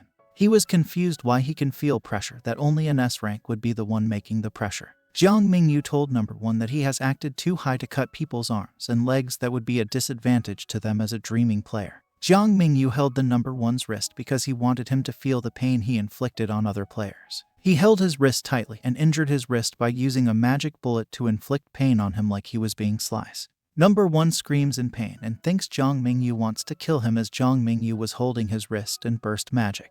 He knelt in pain and Jiang Mingyu treats him like an animal and kicks him in the face after telling him to be quiet. Number 1's face was full of scars and was still swelling from the attack earlier, and Jiang Mingyu still kicked him in the face without mercy. Jiang Mingyu's kick was thrown off the number 1 player and flew because of the strong attack. Jiang Mingyu mocks the number 1 player because he couldn't defend himself and hold his sword properly when he attacked him. A magic fire bullet was fired directly at number 1 player as Jiang Mingyu wanted to taste number 1's own medicine because of what he did to other players. Even if the number 1 player has not got up for Jiang Mingyu's attack, Jiang Mingyu continues to land an attack on him. Jiang Mingyu was about to kick the number 1 player, but the number 1 player defended himself with his arms and had his bone broken by the kick. As he was attacked by Jiang Mingyu, he told him to kneel as he couldn't take the pressure from the attack. The number 1 player screamed in pain as the whole arena saw him get attacked by Jiang Mingyu. The senior magician and the number 38 player were shocked as they looked at Jiang Mingyu mercilessly handled number 1 player that's been targeting him from the start. Number 1 player lays on the ground with multiple injuries he had after all the attacks from Jiang Mingyu which he could not defend. Jiang Mingyu smirks as he mocks him for being able to scream. Jiang Mingyu has obtained 100 awe points after the last hit on the number 1 player, and thought that number 1 had an intention to kill him in his mind when he backstabbed him and charged straight to him. Jiang Mingyu's fire power were released on his fist and was ready to take revenge on what he did on his back and was already ready to punch him. Jiang Mingyu attempted to take a last hit on the number 1 player as it was still unconscious laying on the ground. As he was ready to take a punch on the number 1 player, the examiner, Hai Lai, stops his fist with her rope and told him to stop. Hai Lai stopped Jiang Ming for hitting number 1 player because if Jiang Mingyu's fist had hit number 1, it could be the end of his life, and Jiang Mingyu will surely be held responsible. Jiang Mingyu looks at Hai Lai in a viscous way and asks her if he was threatening him because of what she had said. He looked at examiner Hai Lai and asked her again if he was threatening her as of the moment because of what he was about to do to number 1 player. Hai Lai told him that he can't complain because she was the examiner, therefore the arena exam area was her territory, and she's the one making rules which he was obliged to follow. She also told him that she might not be the one threatening him but the number 1 player's family. If Jiang Mingyu had killed number 1 in the arena, he will be in trouble by the match or by his family. The Dechuan family has known to have a large influence in their country in both business and political organization, which makes them one of the large organizations of the country. If Jiang Mingyu killed a member of the Dechuan clan, he might not be let off easily, and the organization will surely get revenge for what he's done. Jiang Mingyu thought that examiner Hai Lai was concerned about him when she stopped him from finishing number 1 player, but he's afraid that number 1 player would not let him go once he recovers and surely will also get revenge on him. Hai Lai thinks that him stopping Jiang Mingyu is the least she can do, and number 1 player would be the one after him if he let him go and not the whole Dechuan family if he killed him. The player exam and asked Jiang Mingyu if he has the ability to fight against the Dechuan family. Hai Lai tells Jiang Mingyu to fight him first if he wants to continue number 1 player. The number 38 player thinks that number 1 player was arrogant and bullies people because he's from a large organization. Other players from the arena gossips about number 1 player's actions and thought that he was being favored because he's from the Dechuan family, and even the examiner Hai Lai helped him by stopping Jiang Mingyu from finishing him off. Even though examiner Hai Lai told him to stop, he ponders that he could not kill number 1 because his skill, the spirit shock, is on cooldown and it will be available in 24 hours, so he can't kill him in front of examiner Hai Lai. Jiang Mingyu immediately realizes that if he has killed number 1 player due to his overwhelmed emotions, and if examiner Hai Lai did not stop him, the Dechuan might really come after him for revenge, or worst, his family might also be in danger. Jiang Mingyu decides to surrender and told Hai Lai that he does not have the ability to fight him, and obeys Hai Lai to let number 1 go and ask Hai Lai to release her whip from grabbing his hands. The examiner, Hai Lai, had agreed to let him go and told all the players that the player exam will still continue and told the medical team to take number 1. Jiang Mingyu was in relief that even though the examiner pressured him into fighting her for number 1 player, he was glad Hai Lai stopped him and avoid getting into a bigger problem. Jiang Mingyu finally realizes that he was still too weak to fight early with players from a strong family because he knows that in their world, the strong ones are the kings. Jiang Mingyu thinks that if he were strong enough to fight the Dechuan family, he would not even dare to stop killing number 1 player. As the time in the second round exam has finished, all the players who survived the second round rejoice as they passed the exam and would get their player certificate. The staffs announced that players who passed the exam can leave the arena and go to the redeem area to get their player certificate. Finally, after all the effort and hard work, Jiang Mingyu has already been qualified and got his player's certificate. He was glad to get the certificate and can also join guilds even though he was ranked as an E-rank warrior. Jiang Mingyu rejoices and thinks that joining guilds and being a qualified player will make tons of spirit stones waving at him. Jiang Mingyu looked at the system and was happy that after the 2 rounds of exam he gained many awe points and also leveled up by 12. After defeating the Dechuan player, he received a big 200 points at once. Jiang Mingyu still have 12 undistributed points and thinks of saving it so he can use it if a critical solution has arisen. As he looked at the Abyss system, he realizes that the system can upgrade using spirit stones, but he will try to obtain spirit stones first and try if it will affect 2 or more times, the better for him. Jiang Mingyu wonders that his overall combat ability should be around the level of a C-rank player, and defeating Dechuan was his limit because he was lucky and Dechuan underestimated his ability. He thinks that Dechuan would not let go off people easily, especially him, who almost killed Dechuan. Jiang Mingyu was worried that he had shown all of his trump cards to Dechuan, and if he ever encounters with him again, he will surely attack him with a plan to counter or defend Jiang Mingyu's attack no matter how dumb Dechuan. Jiang Mingyu realizes that he will be in big trouble if he doesn't obtain awe points in a long period of time because the Abyss system will definitely punish him like it did last time when the system reduced his luck to 50. Jiang Mingyu was already thinking on how will he obtain awe points as the recruiting of guilds will start in the net week. As he was thinking about joining guilds, his senior who he met at the arena puts his hands on Jiang Mingyu's shoulder and asks him why he was upset. The senior player told Jiang Mingyu to not be upset because of his rank and told that an E-rank player is not bad at all because the senior's rank was D-rank player. Jiang Mingyu sarcastically told him that he never thought his senior would be a person who would ask for a beating because of its annoying humor. As they were talking, the white-haired player interrupts their conversation and asks them to celebrate since they got their player certificate. Jiang Mingyu instantly told them that he can't join them if they will exceed their celebration to over $5 because he can't afford it. The white-haired player urges him to go for the celebration because he does not need to spend money, but can rather earn some money. After some time, Tachuan woke up from his rest after he was badly injured. His servant has requested a medical team to handle his wounds. As soon as he got up, he was angry of the situation he was in. The servant asks him if he should inform his sir about what happened to him. Tachuan threw a pillow to his servant's face as he was pissed from what he said and called him stupid. Tachuan could not control his anger and shouts at the servant for not thinking if it should tell his father what happened. He was ashamed that he was defeated by the weakest player Jiang Mingyu and was afraid to let his father know that he has shamed the Tachuan family. He then asks his servants how long till he can fully recover after suffering multiple injuries. Tachuan can fully recover if he takes his treatment daily and will be able to fully heal in just 1 week. The servant then asks him if he has any arrangements to be made within the week. Dachua wants his servant to bring in a ranked ninja player immediately, and wants to see the hired ninja within a week. He told his servant to gather information about Jiang Mingyu and his background as he wants to know his opponent's ability. His servant immediately noted his request and obeys his order right away. Jiang Mingyu agreed to celebrate with the 2 players, but were curious why they were in the forest if they meant to celebrate.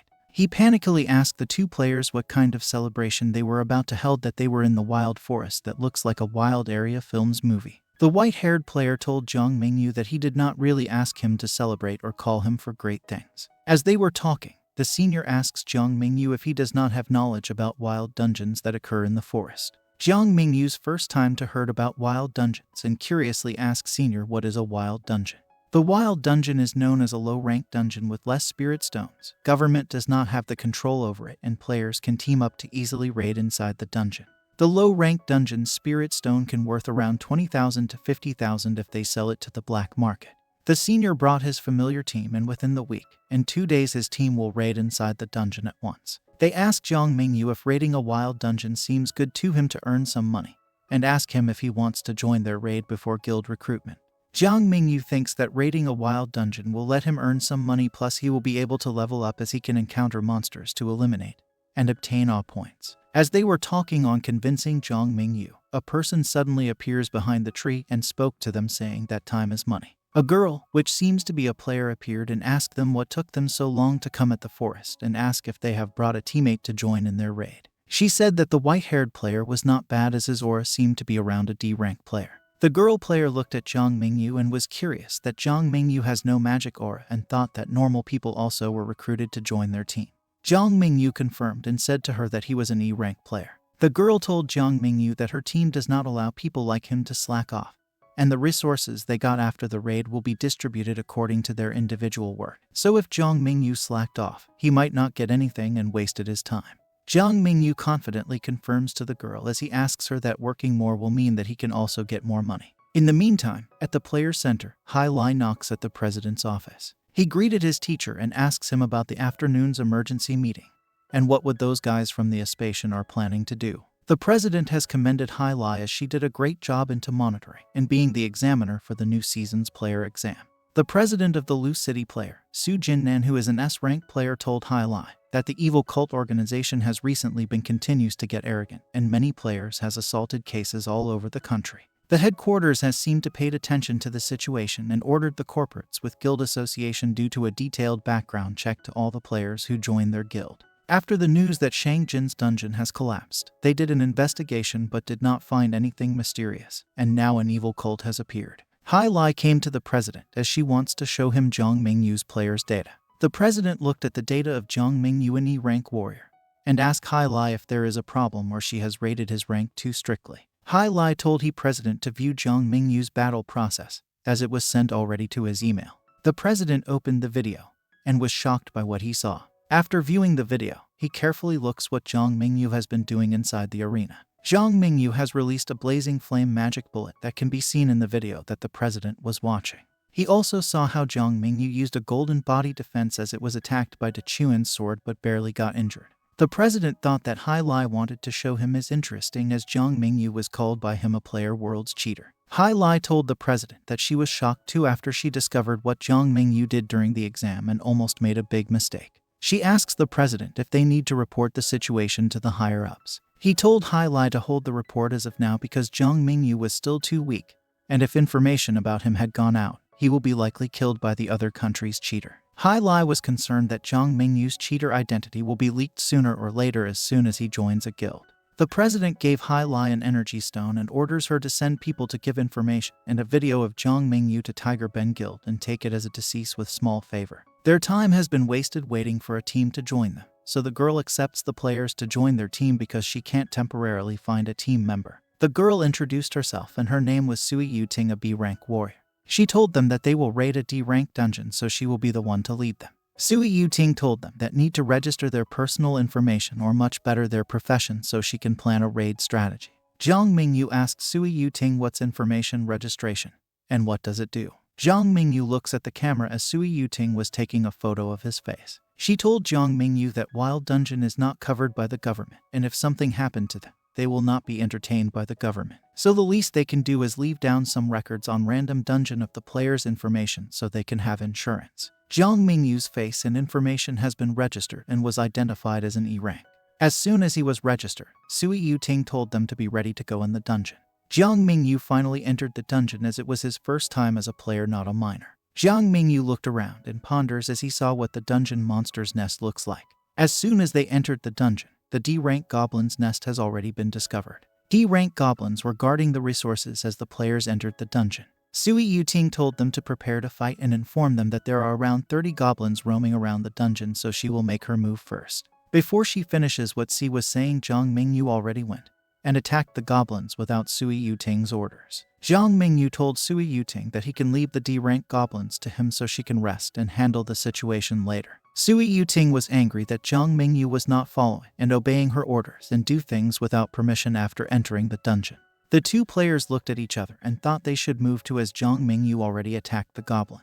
The white-haired player told the senior to quickly kill the goblins before Jiang Mingyu kills all of it and gain recognition and get more rewards for his work. The senior thought that he should not have bring Jiang Mingyu along in the dungeon because he kills the goblins quickly, and there will be no more left for them to kill. Sui Yuting mocks them and compare them to dogs and that they were like people who have never even seen money before. Sui Yuting rushes as the three players started to kill the goblins and told them to leave some goblins for her to kill. As they attacked the goblins, all the goblins surrounding the dungeon were eliminated quickly. Sui Yuting was angry that she has only killed 3 goblins in a low-rank monster's nest because the 3 players had killed them before she could have. The 3 players were scolded and punched in the head by Sui Yuting as they killed more goblins. The white-haired player killed 10 goblins, while the senior only killed 5, and Jiang Mingyu had the many kills which he killed 15 goblins at once. Jiang Mingyu was happy that even if the resources are mostly beginner-rank spirit stones, he can just grind more a few times and stack them all before he sells it. The Abyss system has notified him if he wishes to upgrade his skills. Jiang Mingyu was surprised after he learned that he can upgrade his skill, but will need a large amount of spirit stones. As he farms the resources, he thought that the amount of spirit stones he will get will be missed out a lot and the teammates will discover the difference if he upgrades both of his skill. Jiang Mingyu decides that he will upgrade the weakling's aura fist and hope that if it has been upgraded it will be more useful. He successfully upgrades the weakling's aura but will wait in 30 minutes to complete upgrading. Sui Yuting noticed that Jiang Mingyu has been dozing off while carrying the spirit stone and called him to go into the next monster's nest. Sui Yuting gave warning to her teammates that their path will become narrower, and the spirit stones has also increased, so the place should be the monster's second nest. The white-haired player was jokingly emotional as he looks around the second monster's nest. The second monster's nest were full of spirit stones unlike the one in the first nest. The player thinks that they will become rich from all the spirit stones they will collect in the dungeon. The second monster's nest were full of spiders that they need to eliminate before collecting the spirit stones. Suddenly, their leader Sui Yuting has been acting weird, and the players noticed it immediately and calls her name. Sui Yuting's been talking and spouting words the players could not even understand and continues to act weird than her usual self.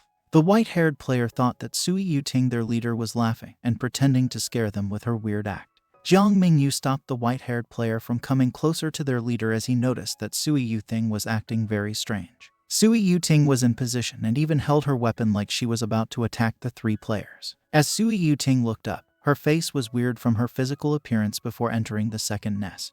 Her eyes turned red and veins were showing up in her neck. The 3 players looked at their leader and was shocked that she became like a monster. All of them were curious why their leader suddenly changed and acts weird. Jiang Mingyu was frustrated on the situation and thought that what's happening to there is not a normal thing and something like it happened not long after they entered the dungeon. Sui Yuting brought out her weapon and charges toward her teammates and was ready to attack them. As she attacks them, the players were in shock and told the other teammates to dodge the attack as they could get injured. Jiang Mingyu barely dodged the attack and was about to be sliced. They all dodged the attack and got no injuries. Sui Yuting continued to attack them, and Jiang Mingyu and the others were curious why their leader kept attacking them. Sui Yuting attacked Jiang Mingyu as she kicks him in the head with such strong legs. Jiang Mingyu were seriously hurt after being kicked and thought that Sui Yuting was really trying to kill him without hesitation. As he was about to dodge Sui Yuting's attack, it brought out her knife and was ready to attack him. Jiang Mingyu quickly summoned his blazing flame magic bullet to defend himself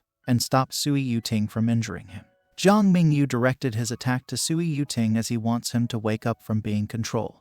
Jiang Mingyu attacked Sui Yuting with his blazing fire magic bullet and told her to get over herself as they were struggling to fight her because she was their leader. After the blazing fire magic bullet hit Sui Yuting, it has defended the attack of Jiang Mingyu and only did a small damage even if Jiang Mingyu puts all of his strength in the attack. Jiang Mingyu has almost died from Sui Yuting's attack, but he noticed something strange and curious why Sui Yuting's back has a spider web string. The white-haired player thinks Sui Yuting was attacking them out of greed of wanting to own all the spirit crystal to have it for herself. He thinks that the gossip about a B-rank warrior casually bringing down other people to raid the dungeon is true. The senior defends Sui Yuting and told them that she would not dare to kill them knowing her background just for the amount of spirit crystal. He thought that she was under an illusion or being controlled because she has used her skills against Jiang Mingyu. He might be dead already. Jiang Mingyu finally realizes that Sui Yuting was strange because she was only fighting him in a close combat and only have used footwork and normal attacks, which she could have used her skills if he really wants to kill Jiang Mingyu. Jiang Mingyu thinks that Sui Yuting forgets to use her skills because it was dealing with a newbie warrior. Finally, after contemplating, Jiang Mingyu realizes what happened to Sui Yuting and thinks that she was being controlled by a spider. The white-haired player thinks that their leader is under the illusion so they can only use physical attacks to wake her up. Jiang Mingyu told them that their leader was not under the illusion and their guess was incorrect. Jiang Mingyu told them that he thinks Sui Yuting was being controlled by a spider that were in the second nest of the dungeon. He said that their leader did not use a skill even if it attacked Jiang Mingyu in a close combat, and even a provoke skill of Sui Yuting can easily kill Jiang Mingyu as he can't dodge or defend the skill. Even if Sui Yuting went easy on Jiang Mingyu, she always attacks on his vital points and can feel her strong killing intent.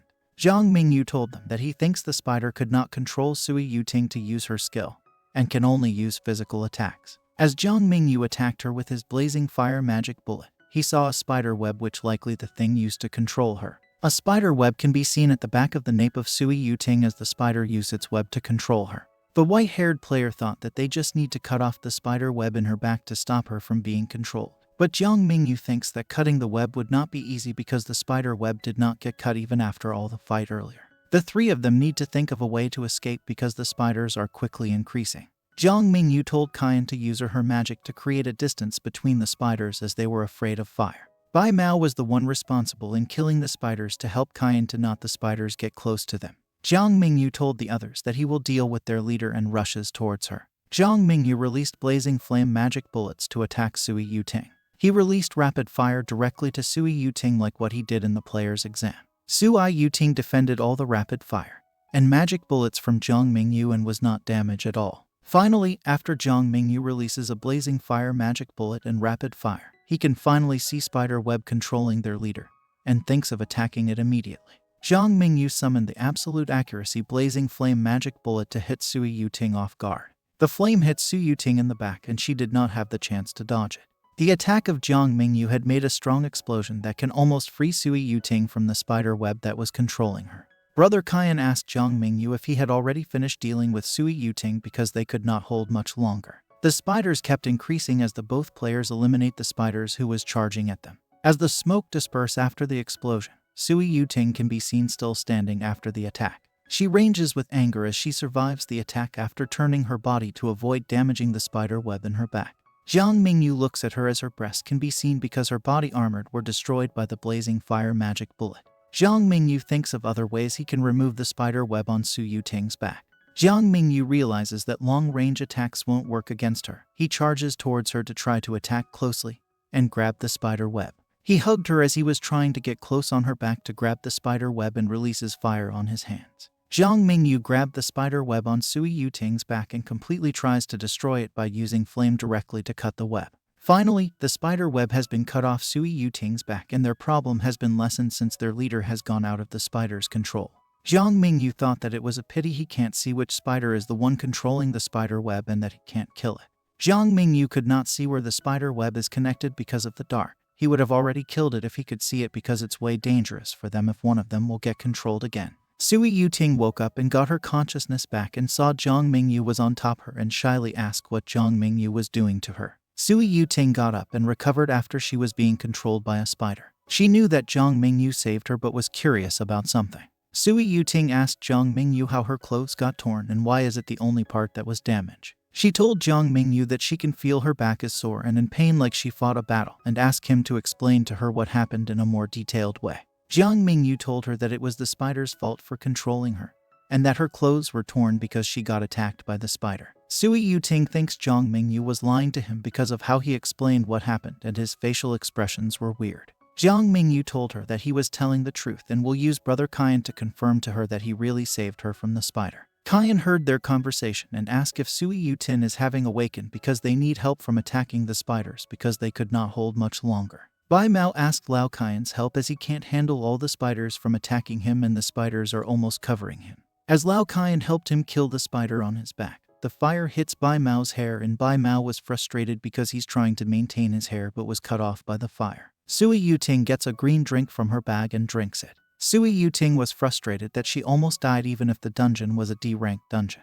Jiang Mingyu told her to rest first before fighting and told her that he can help his teammates with his support. She told Jiang Mingyu as she holds her weapon that she does need to rest as she only gains small wounds from the attacks. Sui Yuting was eager to show Jiang Mingyu how a B-rank warrior fights and showed him her true power. She charges towards the spider as she gained her strength. Sui Yuting directly kills all the spiders at once and could not be stopped as she wants to let her teammates know what a B-rank warrior does. Brother Kyan was glad that he did not tell Sui Yuting what Jiang Mingyu has done or else he would have been in the same state as the spiders. Jiang Mingyu told Kyan to speak softer as he does not want Sui Yuting to hear him and know what he has done because he does not want to be chased by 2 B-rank players in one day. Sui Yuting continues to fight off the spiders and uses her skills to completely destroy all the spiders. Sui Yuting uses a skill called Earth Shatter. The ground was crushed, all the spiders surrounding her gained great damage. Bai Mao praises Sui Yuting for being so strong that there will be no problem even if there are many spiders that will come at them.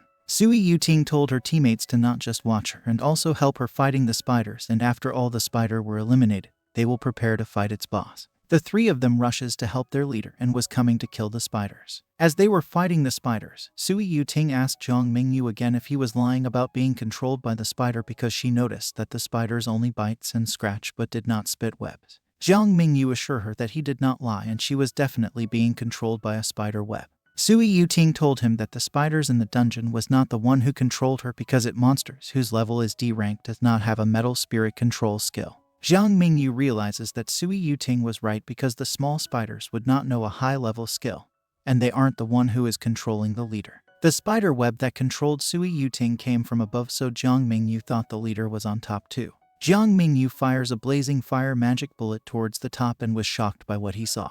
The top of the second nest was full of spider webs and cocoons that the leader has done. Jiang Mingyu told everyone to be careful as the monster leader of the spiders who has control skill is likely in above of them. Sui Yuting told Kyan to brighten the dungeon and find the leader. As Kyan fires above the dungeon, he saw many spider webs and other monster that are caught in the web.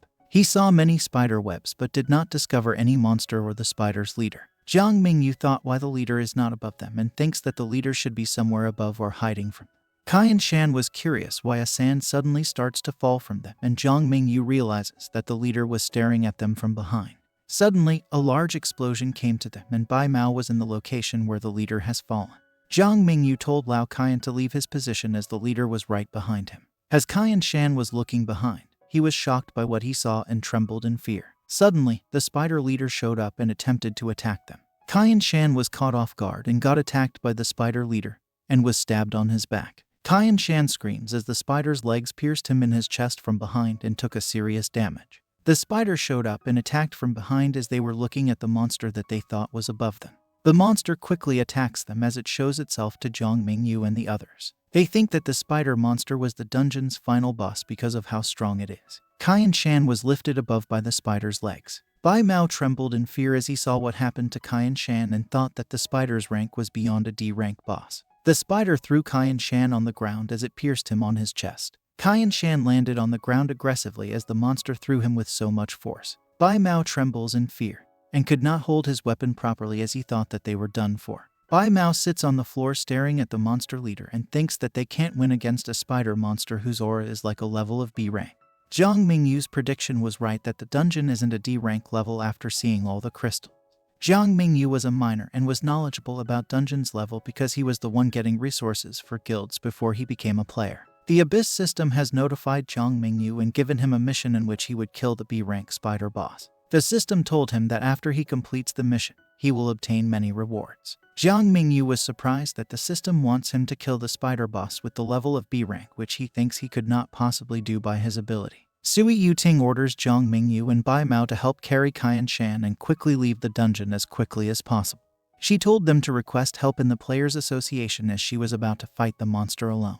Jiang Mingyu was shocked by what he heard and asked Sui Yuting what she would do if she wanted them to leave the dungeon without her. Sui Yuting confidently said to Jiang Mingyu that she was a B-rank player, which makes her the strongest of their team and was the one that could possibly defeat the spider boss. She held herself responsible for killing the spider boss because she is the leader of the dungeon's raid, so it was natural for her to kill the spider boss. Sui Yuting quickly charges off at the leader to make her attack and distract the monster away from Jiang Mingyan and others as they leave the dungeon. Bai Mao could not believe what was happening and was in complete shock. Jiang Mingyu told him to stand up and help her to quickly carry Kaiyan Shan out of the dungeon as he was badly wounded by the spider's attack. Bai Mao told Jiang Mingyu that Sui Yuting, the leader, could not win against the monster because its level is a B-rank monster. Jiang Mingyu was curious by what Bai Mao said and asked why their leader has no match for the monster even though Sui Yuting is a B-rank player as well. Unfortunately, Sui Yuting could not kill the monster alone because a B-rank monster requires 2 B-rank players to eliminate it or a professional team with different profession players to kill the monsters. The spider monster keeps attacking Sui Yuting and releasing venomous spider web. Sui Yuting dodges all the web attacks from the spider because the spider web had venom. If Sui Yuting did not dodge it, she will melt. Finally, after she saw that the ground melted when the web hits the ground, she noticed that the spider can throw her a venom attack. Sui Yuting thinks that she could not be hit by the spider boss' corrosive ability, or else she will melt. The spider continues to attack her with its spiky long legs. Sui Yuting thought that it was a good opportunity to cut the spider's leg first as it attacks him with its legs. She decided to cut the spider leg first to be able to lessen the spider's ability to attack her. Sui Yuting tries to cut the spider's legs and damage it. The attack of Sui Yuting only caused a light scratch to the spider's leg after she tries to cut it, but the armor of the spider was too tough for her weapon. The spider monster attacked her again and tries to stab her with its spiky legs. Sui Yuting quickly dodges the attack and was able to save herself from getting stabbed in the front. Jiang Mingyu warned her to watch out as the spider has a sneak attack from the side. One of the spider's legs was about to hit Sui Yuting from the side, and Sui Yuting has not recovered by the monster's attack earlier and was not recovered from it. Sui Yuting was hit directly on her side when the spider monster attacked sneakily on her side. The spider monster successfully injured Sui Yuting and was able to caught her off guard when the spider sneaks an attack on her before she can even dodge or defend the attack. Sui Yuting hits at the rock and was pushed back because of the strong attack she took from the spider. Sui Yuting was frustrated that the spider's strength and defense are both stronger than her, so it would be much harder for her to kill the monster. As she suffered an injury from the attack, Sui Yuting was still recovering, but she noticed the monster has continued to attack her from her direction. The monster was right in front of Sui Yuting, and she stared as she can't move at all from the attack earlier. Sui Yuting thought the monster will kill her. Before the monster could attack Sui Yuting, a fire was hit directly on the monster's body and was in pain from the hot fire that surrounded its body. Jiang Mingyu was the one who threw the blazing fire and saved his leader from the attack. Jiang Mingyu told his leader that if he counts the attack he made to the monster, it will be twice in one afternoon that he saved Sui Yuting. Sui Yuting immediately left the spot where the monster was supposedly about to hit her. Sui Yuting covered in Jiang Mingyu's back and scolded him for not leaving the dungeon. She asked Jiang Mingyu why he has not left the dungeon and take Kaiyan Shan and Bai Mao to escape, as the monster cannot be easily defeated because it's a B-rank boss. Jiang Mingyu told her that he would not be a player for nothing, so he became a player to earn money. The monster is a B-rank boss and has many valuable parts, so Jiang Mingyu could not let Sui Yuting get all the good parts and the money she will get from killing the monster. Jiang Mingyu asks Sui Yuting how much does a B-rank boss is worth before he even tries to kill it. Sui Yuting told Jiang Mingyu that a B-rank boss with the spider's large size worth at least 1 million. She told if the spider's corpse is killed, the corpse material can be able to be used to make a B-rank defensive equipment and weapons. Jiang Mingyu was surprised and was happy, as the raid that is unexpected will make him rich after the raid is finished and after they killed the boss. Sui Yuting, though Jiang Mingyu was crazy for only thinking about the money and could not even speak properly after hearing the amount that they will get after the raid if they could come out. Sui Yuting informed Jiang Mingyu that the B-rank boss has high defense and high attack power also. Sui Yuting could not even imagine what Jiang Mingyu would do because he was just an E-rank mage and could not be possible compared to the monster's B-rank position. Jiang Mingyu grabbed Sui Yuting's weapon, and she thought that Jiang Mingyu was still trying to touch her after what he did earlier when she caught Jiang Mingyu was on top of her. Jiang Mingyu borrowed Sui Yuting's weapon and told her that they must try even if it's hard, because they could not just wait for a rescue and just die without doing anything. Jiang Mingyu goes off and told the system to add all his remaining attributes to agility so he can move fast and can dodge the monster's attack. Sui Yuting was shocked that Jiang Mingyu moved first and called him an idiot because she thought Jiang Mingyu was weak and an E-rank magician should only support a warrior from behind and was not the one leading. Jiang Mingyu attacks the monster, and the monster almost caught him with his legs, but he immediately dodges it. Sui Yuting thinks that Jiang Mingyu was despicable who tries to throw away his life for the sake of money. Jiang Mingyu barely dodged the attack and got hit even after he increased his agility. Jiang Mingyu was not shocked, as it was expected that the boss is strong, so it's worth 1 million. Jiang Mingyu continues to try and attack the monster and thought that no matter how high the spider's defense is, if it has a weak point that Jiang Mingyu can hold against him, then he has a chance to kill the monster. Sui Yuting was surprised that Jiang Mingyu was able to dodge the attack from the B-rank boss and wonders if he was really just an E-rank magician. Jiang Mingyu thought that no matter what monster he fights, the eyes are always the weak point, so he tries to attack the monster's eyes with his blazing flame magic bullet. As he threw the flame magic bullet directly to the monster's eyes and face was an explosion. He immediately tries to stab the monster, as the monster's eye were still damaged from the flame magic bullet he had thrown earlier. As Jiang Mingyu was about to attack, the monster boss suddenly can see Jiang Mingyu and was ready to attack him. Sui Yuting warned him that the monster has recovered and will try to attack him, so he told him to watch out. As Jiang Mingyu looked behind his back, the monster had pointed its leg to attack Jiang Mingyu. Jiang Mingyu quickly dodges the attack and were able to save his head. If he had not dodged the attack, it would sever his head and most likely be killed. Jiang Mingyu thought that he had damaged the monster's eyes after he threw a magic flame bullet, so the spider boss would not be able to see his location. Sui Yuting scolded him and thinks he was not thinking carefully, because even if the spider boss's eyes were hit, the spider's sense does not only depend on its eyes. The spider boss defense does not only defend and sees with its eyes, but can also sense by using its 8 large legs. Suddenly, Jiang Mingyu had noticed the spider's belly was bleeding. Jiang Mingyu thought that the spider boss's belly was injured due to the blazing flame magic bullet he threw earlier when he tried to save Sui Yuting from getting killed, and the spider's belly was hit so it releases blood. Suddenly, the Abyss system notified Jiang Mingyu that his weakling aura has been increased to level 2 and its passive could decrease his presence.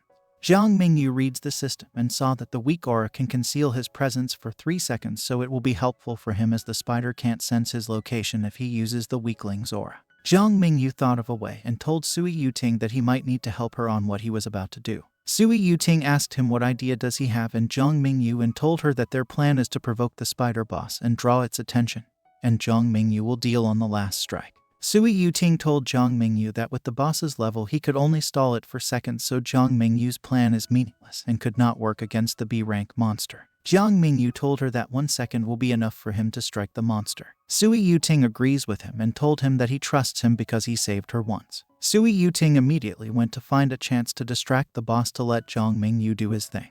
Jiang Mingyu immediately orders the system to conceal his presence, as he was ready to land the final strike to the spider boss. Sui Yuting quickly used her skill to provoke the monster as she was trying to distract it for Jiang Mingyu can do his final attack on the monster. As soon as Sui Yuting did her plan to distract the monster, he told Jiang Mingyu to quickly attack the monster. Jiang Mingyu then prepares himself as his presence were concealed and tried to attack the monster and tried to kill him in one attack. Sui Yuting and Jiang Mingyu had defeated the spider boss. The system notified Jiang Mingyu that he has obtained 200 awe points and his level has increased to level 13 and has 2 undistributed attribute points. After he defeated the monster and completes the mission, the system rewards him and gave him an abyss ring. Jiang Mingyu was not surprised when the system gave him a ring because he did not expect the system to give him a valuable reward. Sui Yuting told the 3 of them that the loot which has been collected will be distribution according to their contribution. Jiang Mingyu contributed a lot in fighting the monsters, so he will take 60% from the loot, and Sui Yuting will take 20% as she helped Jiang Mingyu eliminates the boss. Kai Shan and Bai Mao will take 10%, and their leader asked them if there are no objection. As Kai Shan was being treated by Bai Mao, he did not complain about the contribution of the loot and thanked Jiang Mingyu for what he had done. Kai Shan could have died by the spider's attack if Jiang Mingyu did not rescue them. They did not expect that the wild dungeon would worth around 1 million and getting a 10% of share ID big enough since it gives them 100,000.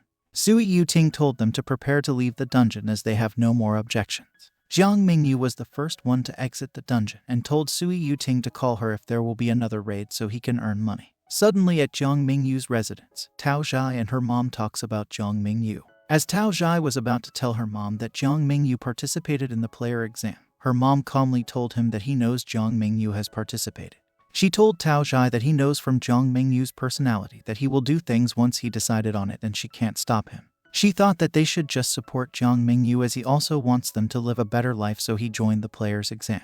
As they were talking, someone knocked on the door and Jiang Mingyu's aunt thought it was Jiang Mingyu and thinks he lost his key again, that's why he's knocking. As Tao Zhai's mom opened the door, he saw strange guys and asked who they are. The man with a bad aura and spiky hair has asked Jiang Mingyu's aunt if Jiang Mingyu is home because they're looking for him. Jiang Mingyu went to the market and bought present for his aunt and Tao Zhai as he finally earned some money after becoming a player. Jiang Mingyu thinks if he bought his aunt presents, she will likely allow him to continue to become a player. As Jiang Mingyu was near his house, he was shocked and saw many people outside the house. Jiang Mingyu was confused why his house were surrounded by strange people, and they are there. A man whose right eyes were covered finally sees Jiang Mingyu and told him that he has finally came back. Jiang Mingyu was aware of the situation and asked the strange guys who are they and what they are doing in his house that they even brought many people. The masked man told Jiang Mingyu to stop wasting time as his boss were waiting inside the house for a very long time already. Jiang Mingyu noticed and quickly came to the house as he thinks about his aunt and Tao Zhai. He rushes towards the room where his aunt and Tao Zhai were in with the strange people's boss. Jiang Mingyu rushed inside the room and saw his aunt, and Tao Zhai was scared from the guys that were in the same room as them. As his aunt sees him entered the room, she immediately told Jiang Mingyu to run quickly and escape from the house. Jiang Mingyu ranges with anger as he saw how scared his family was and was angry that the strangers have done something bad to his aunt and Tao Zhai. The leader grabbed a water and told Jiang Ming to calm down. The leader told Jiang Mingyu that he was called back from Japan for him to handle Jiang Mingyu, but he thought Jiang Mingyu was amazing and strong and did not expect that he will be called for a trash like Jiang Mingyu. Jiang Mingyu quickly realizes and thought that Dechuan was the one who sent the guys from his house. Jiang Mingyu told the strangers to leave and don't touch his family and only deal with him if they have anything against him. The boss looked and threatened him with his eyes as he was talked back by Jiang Mingyu. Suddenly, the leader's men start to punch Jiang Mingyu. The guy whose right eye was covered told Jiang Mingyu does not have the right to request them for anything. Jiang Mingyu continues to take an attack from the leader's men. They continue to kick and attack Jiang Mingyu even though he was already coughing blood due to the damage he took. One of the guys attacked Jiang Mingyu from the back and Jiang Mingyu has coughed a lot of blood. Jiang Mingyu's aunt were in despair and begs the leader to stop hitting Jiang Mingyu. The leader got pissed and slapped Jiang Mingyu's aunt and called her a hag. Jiang Mingyu looked at the leader as he saw that the leader slapped his aunts and was angry that he insulted his aunt and told them not to dare hit his family members. The leader held Tao Zhai and told Jiang Mingyu he can do what he requested in one condition. The leader licked Tao Zhai's neck and harassed her, saying that if Jiang Mingyu's sister were to serve him, he would not need to die in exchange for his sister. Jiang Mingyu lays on the ground as he was helpless and could not think of a way to save his family. Jiang Mingyu rethinks his decision for wandering between life and death from the start to let his family members live a better life. He sacrificed his safety to gain money for his family's needs. He then remembers how he started to fight the guy from the loan office. Jiang Mingyu also remembered how he faced life and death situation when he was still a minor, and the dungeon collapsed. He thinks that after all he has done to make his life and his family better, he still failed and did nothing. Suddenly, a man from a palace with a skull showed up. The man ordered Jiang Mingyu to stand up from his position. A black man who sits at the throne called Jiang Mingyu and orders him to stand up. Jiang Mingyu stood up from kneeling and was able to stand up because someone was controlling him. Jiang Mingyu's eyes has turned black after he stood up. A strong aura can be felt on Jiang Mingyu, and the leader thought Jiang Mingyu was quite tough that he can still stand after all the attacks. The leader was curious about Jiang Mingyu and why his aura seemed different. One of the men teased his companion if he got weaker or has not used his full power because of how Jiang Mingyu can still stand up after he hits him. The man clenched his fist and told the guys that he has not become weaker. As he was mocked, he charges towards Jiang Mingyu ready to attack and kill him with his fist. The masked man was about to punch Jiang Mingyu, but suddenly, Jiang Mingyu was aware and ready to punch him. Jiang Mingyu attacked the guy at his chest and said that he was the one who will die and not him. They all looked at Jiang Mingyu and was shocked by what he has done to the masked man. The eye with a covered right eye told the guys to quickly suppress Jiang Mingyu as it was still hiding its true powers, and they will be in trouble if they got hit by him. One of the men held Jiang Mingyu and captured him as the guys were all ready to attack Jiang Mingyu. The man attempted to kick Jiang Mingyu on the face. He told Jiang Mingyu to die as he quickly kicks him the face, and Jiang Mingyu did not dodge the attack. As the man's kick was about to land on Jiang Mingyu avoided, and the man from behind was almost the one who got kicked. The man was surprised that Jiang Mingyu was able to dodge his attack. Jiang Mingyu has dodged the attack and attempted to kick the man's private part. Jiang Mingyu kicked the man and orders him to kneel down in front of him. The man who held Jiang Mingyu still was not letting him go, so Jiang Mingyu attempts to kill him to attack him as well. Jiang Mingyu puts his 2 fingers inside the nose of the man and quickly puts his down. The man suffered after the attack of Jiang Mingyu as he was thrown off by him using his 2 fingers. As Jiang Mingyu were trying to take down all the guys, Tao Zhai held her mother and was surprised how Jiang Mingyu was able to fight all the men. The leader looked at Jiang Mingyu and thought that his moves weren't bad at all as a beginner player. He told Jiang Mingyu was not bad, and no wonder that his young master Dechuan lost against Jiang Mingyu in the battle. The leader told Jiang Mingyu that he was impressed because even though Jiang Mingyu's aura was weak, he can still defeat most of his underling. The man who Jiang Mingyu threw on the floor with his 2 fingers lays on the ground and was bleeding from its nose. The leader stood up as he was about to take action in his own hands and stops Jiang Mingyu and get him into his right position.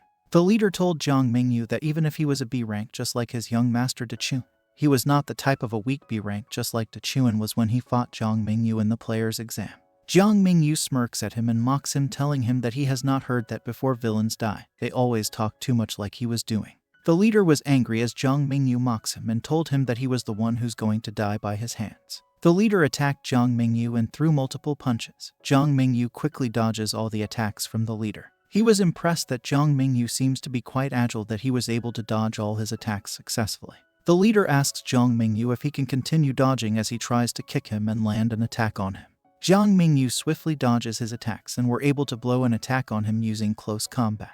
The assassin that was hired by Dechuan was thrown on the ground as Jiang Mingyu kicked him and attacks him. The assassin still be able to smirk and mocks Jiang Mingyu, telling him he was interesting for making him fly with just a kick, and threatened Jiang Mingyu that he was still the one going to die after the battle. The leader changed its appearance and grew hairs like an animal, and told Jiang Mingyu that he should feel honored that the leader will use his skill to kill him. The leader's nail grown long and a hair like an animal started growing in his body. The current state that the leader is in is someone with a rank combat ability, which makes him superior to Jiang Mingyu. The leader showed its true form and told Jiang Mingyu that the game has already ended and that he should prepare to get killed because he has no match for him. Suddenly, Jiang Mingyu was not surprised by the leader's change appearance and was summoning a weapon. Jiang Mingyu told the leader that he does not have the right to make the decision in their battle when it has not even started. Jiang Mingyu told him that he was just getting started and the game has just become interesting for him. The B-rank leader that was hired by the Dechuan family to assassinate Jiang Mingyu told him that he was still a kid and stop acting tough. The B-rank leader attacks Jiang Mingyu and was ready to attack him with his sharp claw. The B-rank told Jiang Mingyu that even before dying, he still had the confidence to flex and brag despite his current situation. As he attacks him, Jiang Mingyu quickly dodges all the attacks and were able to keep up with the speed of the B-rank leader, and was able to defend himself. The B-rank assassin praised Jiang Mingyu for his quick reflexes. The B rank caught Jiang Mingyu off guard as it kicks his side and Jiang Mingyu was not able to defend it. Jiang Mingyu could not defend the attack and was pushed off and hit the wall aggressively. Jiang Mingyu quickly opens his eyes and tried to recover fast from the attack. As Jiang Mingyu was still trying to recover, the B rank assassin was already charging towards him and told him to continue their fight because he was not done on picking fight wing Jiang Mingyu. The B rank assassin tried to smash Jiang Mingyu's head, but luckily Jiang Mingyu was able to dodge it before it even touches him. To the B rank's surprise, when he attacked Jiang Mingyu, he did not notice his location and was about to grab his head on the left side. Jiang Mingyu quickly grabs the head of the B rank assassin and quickly smashed his head onto the wall. The sword that Jiang Mingyu held was made of magic, and he was about to use it to attack the assassin as it still has not recovered after being smashed in the head. The sword had sliced a bit of the assassin's skin and was not able to dodge it. Jiang Mingyu smiles as it kept attacking the B rank assassin with his sword, and the assassin is left in panic as Jiang Mingyu's pace had sped up compared earlier. Suddenly, Jiang Mingyu was caught off guard, and finally the B rank assassin has landed an attack on Jiang Mingyu. The attack hit Jiang Mingyu severely and was thrown into the ground. After the attack, the B rank assassin mocks Jiang Mingyu, praising him that he did not expect that he can still stand up and was quite tough and resistant. Jiang Mingyu stood up as the B rank assassin mocks him and tell him so stop being delusional that he can tire him to death, and praises him that his weapon was quite useful. The assassin told him that he was still not sure about Jiang Mingyu's capabilities, but after he fought him, he thinks that no matter how good the weapon is, in the hands of Jiang Mingyu, it will be useless. Jiang Mingyu told the B rank assassin and mockingly asked him if he had become stupid after transforming into an ugly beast. The B rank assassin was confused what Jiang Mingyu has been saying and was told by Jiang Mingyu to check his body first before acting so proud. The B rank assassin has noticed that he had a small wound came from the sword earlier. As it was checking his body, the B rank assassin has noticed that not only he had a slice in his chest, but his arms were also cut off by Jiang Mingyu. The B rank is shocked by what happened to his arms and was enraged by Jiang Mingyu on what he did to his body. As Jiang Mingyu looks at the pitiful B rank assassin, he removed a piece of what he was wearing and mocks the B rank as a kitty and told it continue their fight and stop whining. Meanwhile, in the other side of Jiang Mingyu's apartment, a man was begging someone for his life. The man kneeled in the ground and told the man that will likely kill him that he can give whatever he wants, and explains to him that he can earn a lot of money because he recently became a player and will give all his income as a player to him. The killer walked and stood in front of him, saying that he does not need to be scared. As the man looked at the boy who was kneeling, he told him that today onwards, he will be alongside with the god. The man grabs the boy's face that was pitifully crying and telling him that he was evil. Before the boy could even finish his sentence, the man exploded the man's face and did not have the chance to live his life as player. The boy laid in the ground as his head was blown off and releases a lot of blood. The man thinks that being killed and being alongside with God in the heaven should make him feel honored. The man is likely to be an assassin who was ordered to execute people. The assassin's task to kill the boy is done, and there is only one person left to execute for him to finish his job. The last person that he was supposed to kill was surprisingly is Jiang Mingyu, and was in the photo that he was holding. Jiang Mingyu mocks the leader and calls him a kitty and told him to continue their fight. The leader was angry that Jiang Mingyu was able to cut him. The leader lost his left arms when Jiang Mingyu has cut him. He was confused why Jiang Mingyu can easily cut him because he was a warrior with an rank combat ability, so he knew his flesh could not be cut off easily, and why he has not sensed Jiang Mingyu when it cuts him. Jiang Mingyu charges towards him and asks the leader if he thinks that a ranked player can fight casually in the battle. The leader was angry and told Jiang Mingyu to shut up and stop spouting nonsense. The leader crashed the ground as Jiang Mingyu was charging towards him and told him not to get cocky just because he cuts his arms. Jiang Mingyu mocks his opponent as circus attacks won't work on him and were useless against him. The leader looked at Jiang Mingyu as it attacks him, but could not even sense where Jiang Mingyu is attacking him and what his location was. Jiang Mingyu told the leader to let him pass by. Jiang Mingyu has instantly cut the opponent's body multiple times, and each attack is not after the motive to kill the opponent. The leader stood and was in daze as it was hurt from the attacks of Jiang Mingyu. He was frustrated and thinks that Jiang Mingyu was playing with him and thinks that Jiang Mingyu wants to toy with him by just cutting him multiple times and has not killed him. The leader raged with anger and attempted to attack Jiang Mingyu. He charges towards Jiang Mingyu and intends to kill him with its attack. Before he even attacked Jiang Mingyu was on his position and told his opponent that it's time to end the game. As it was about to attack Jiang Mingyu had already landed a last blow on him. The leader screamed as he was about to get hit, and will likely be killed from the attack of Jiang Mingyu. The black person who sits on the throne smiles as the leader had already been killed. Jiang Mingyu's sword hits the opponent's body with a blue magic and killed him. As the black person who is controlling Jiang Mingyu finally killed his opponent, it realizes that Jiang Mingyu's body have reached its limit. Jiang Mingyu's body was exhausted from all the fight he did in one day and fights 2 B-rank players in one day. The black person decides to return the body back to Jiang Mingyu and told him to not easily die. Jiang Mingyu's body has collapsed as soon as the black person was controlling him lets his body go. Tao Zhai was concerned that his brother Jiang Mingyu has collapsed on the ground.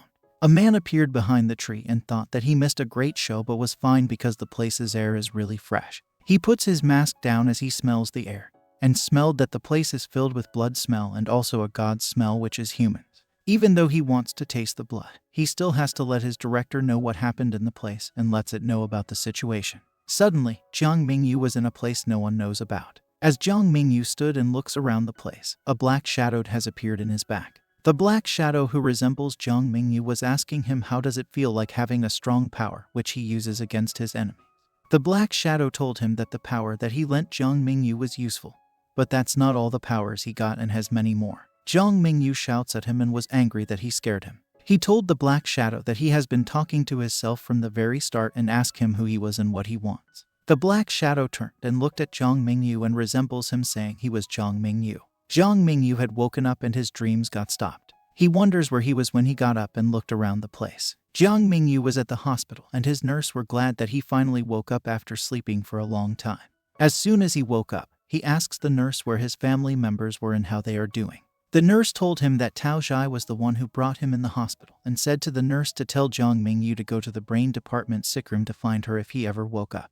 The nurse told Jiang Mingyu that Tao Zhai seems to be accompanying her mother. Jiang Mingyu got up as long as the nurse finishes her sentence. The nurse warned him not get up and run. He immediately apologizes and continues to run to the brain department. Jiang Mingyu finally found the room where Tao Zhai was in and where his aunt was admitted. Jiang Mingyu immediately opens the door and asks Tao Zhai if his aunt were all right. Tao Zhai confirms that her mother was fine and told Jiang Mingyu not to worry. Tao Zhai told Jiang Mingyu that his aunt has a concussion and have some injuries, so the doctor said that his aunt needs to be hospitalized 2 days for observation. Jiang Mingyu blames himself for what Tao Zhai and her mother had suffered and that they had to through all of that because of him. Tao Zhai assures her brother Jiang Mingyu that they are all right. And it's fine, but Tao Zhai told Jiang Mingyu that their house is gone, but it's great that they're safe. Jiang Mingyu was in relief after hearing what Tao Zhai said. Jiang Mingyu quickly realizes what Tao Zhai said about their house being gone. Jiang Mingyu shouts and could not believe that their house is gone. Jiang Mingyu looks at Tao Zhai scared and asks if the house was destroyed by him when he fought the B-rank leader. Tao Zhai looked at him and said that he has not helped his family live a better life and still let her and her mother fall into danger. Tao Zhai told him that if he wants to fight, he should know that he needs to fight outside. So, after Jiang Mingyu had fought inside the house, their house has been destroyed and they don't have a place to live and they still haven't paid the medical bills, so they might get chased out of the hospital. Jiang Mingyu told Tao Zhai that he will go the housing agency to rent a house and will also pay the medical bill. Tao Zhai told Jiang Mingyu that she brought him a bag that have her clothes so he can change. Tao Zhai told Jiang Mingyu to change clothes because his clothes were all torn up due to the fight he had in the house. Jiang Mingyu asks Tao Zhai to take care of her mother and he will come back to change shift with her after he rents a house. Tao Zhai told Jiang Ming to find a cheaper one and don't care if the house is small. Jiang Mingyu thought that a fight can really cost him money and wonders if yesterday's dungeon resource that were collected should be sold already. Jiang Mingyu remembered that Sui Yuting said that he gained at least 600,000. Jiang Mingyu opened his cell phone and looked at his bank account and saw 750,000 were sent to his account. There's a note saying the extra 150,000 is there thanks to Jiang Mingyu, said by Sui Yuting. Jiang Mingyu thinks it is a great opportunity, but he remembers that he still has a 3.5 million debt to pay. Jiang Mingyu could not believe that he had really defeated the assassin that the Dechuan family has sent to kill him and does not feel like real to him because his memory is blurry during the fight. As he was walking, a person came up to him and asked him if he was Jiang Mingyu and asked the person who might they be. The girl introduced herself and told Jiang Mingyu that she's from the Tiger Ben Guild and the guild leader, Lai Yiwen, who personally came to see him. Jiang Mingyu asked him if they know each other because he has been forgetting recently due to the situation that happened last time and does not remember many things. Lai Yiwen smiled and told Jiang Mingyu that they haven't met before. Lai Yiwen asks Jiang Mingyu if they can go find a quiet place because she has something to chat with him. Jiang Mingyu looks at Lai Yuan and quickly agrees with her. Jiang Mingyu told Lai Yuan that the place they went to is quiet enough and jokingly said that it was suitable enough to talk about love. Lai Yuan thinks Jiang Mingyu was humorous. Jiang Mingyu laughs off and goes to the points and asks Lai Yuan why she came to personally find her a not well-known hunter and thinks that she wants to recruit him for their guild. He asked Lai Yuan if what she's after or has the Dechuan family has also sent her. Lai Yuan quickly denies that their Tiger Ben guild does not have any relationship to the Dechuan family and told Jiang Mingyu that he was well known. Jiang Mingyu was known as among the new awakened player. Even though he got an E-rank certificate, he has defeated the dark horse of the player's exam, which is the Dechuan standard. Lai Yuan thought that Jiang Mingyu was amazing for killing a B-rank player that the Dechuan family has sent, and told him that not many know about the battle, but sooner or later the information will spread and he will likely be talked about again. Lai Yuan added that the Dechuan family lost their pride twice because of Jiang Mingyu, so she thinks the Dechuan family won't let him off easily. Jiang Mingyu eats the banana as Lai Yuan was talking. Lai Yuan told Jiang Mingyu to listen to her before he eats. Lai Yuan told Jiang Mingyu that the Dechuan's family backing his organization named Miracle that mainly research on living things. Jiang Mingyu was curious when Lai Yuan mentioned the organization called Miracle. A man walked out the car as they have arrived in the place. The servant told the minister that according to the sources given by their member, Jiang Mingyu was sent to the hospital they went.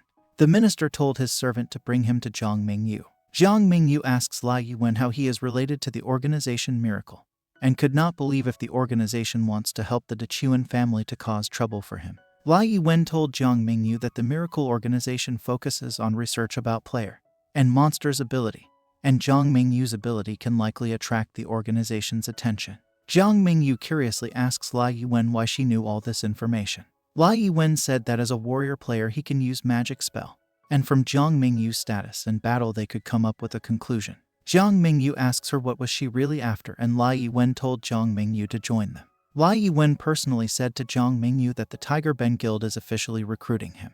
Lai Yuan told Jiang Mingyu that if he joins their guild, he will receive rewards from the dungeon and will also get his family a temporary place to stay. Jiang Mingyu thought and wonders that the condition of Lai Yuan was not bad, and they also got a free house to stay with his family. Someone interrupts them as Jiang Mingyu was thinking if it was the best choice. The men who interrupted them greeted Jiang Mingyu. Lai Yuan asks the guys who are that and why they are looking for Jiang Mingyu. The man said that they came from the Miracle organization and he was an Asia Department Z country's person in charge and came to pass the organization's message to Jiang Mingyu. Jiang Mingyu was ready to fight as he knows that the Miracle organization is Dechuan's backing force. Jiang Mingyu told them that if they want to cause trouble, they got to change to another place. The man affirmed Jiang Mingyu that they were not his enemy and told him not to worry. Lai Yuan and Jiang Mingyu looked at the man when he was telling them that he hopes everyone can become friend and work for the organization together. Lai Yuan immediately told them that Jiang Mingyu is their guild's people and stop dreaming of recruiting Jiang Mingyu.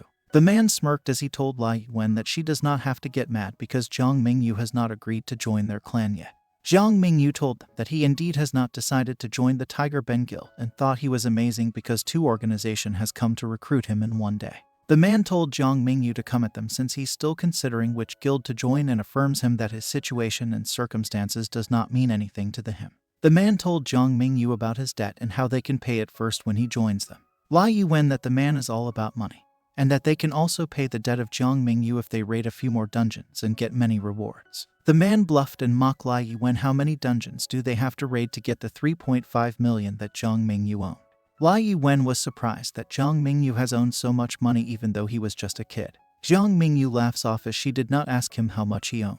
The man gave a card to Jiang Mingyu to show sincerity. A card that is given as a luxurious apartment that he and his family members can live for free and can move anytime he wants. Jiang Mingyu thought the guy was joking because he had only given him a card. The servant shouts at Jiang Mingyu as he does not know that a mansion does not use key to open the door and told him stop saying embarrassing things. Lai Yuan praises the organization. She told them that they were generous and told them that even if their condition is not as good as what they offer, they can help solve Jiang Mingyu's problems. Lai Yuan told them that she thinks Jiang Mingyu would not pick them just because of the condition.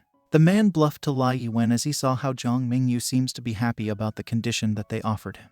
Lai Yuan asked Jiang Mingyu if he has thrown away his brain quickly after hearing the condition and seems to be agreeing to what the man had said. Lai Yuan told the organization Miracle to just give up on recruiting Jiang Mingyu because everyone knows that they work for the Dechuan family and recruiting Jiang Mingyu as a trap, and Jiang Mingyu agreeing to them is like going into a tiger's den as a sheep.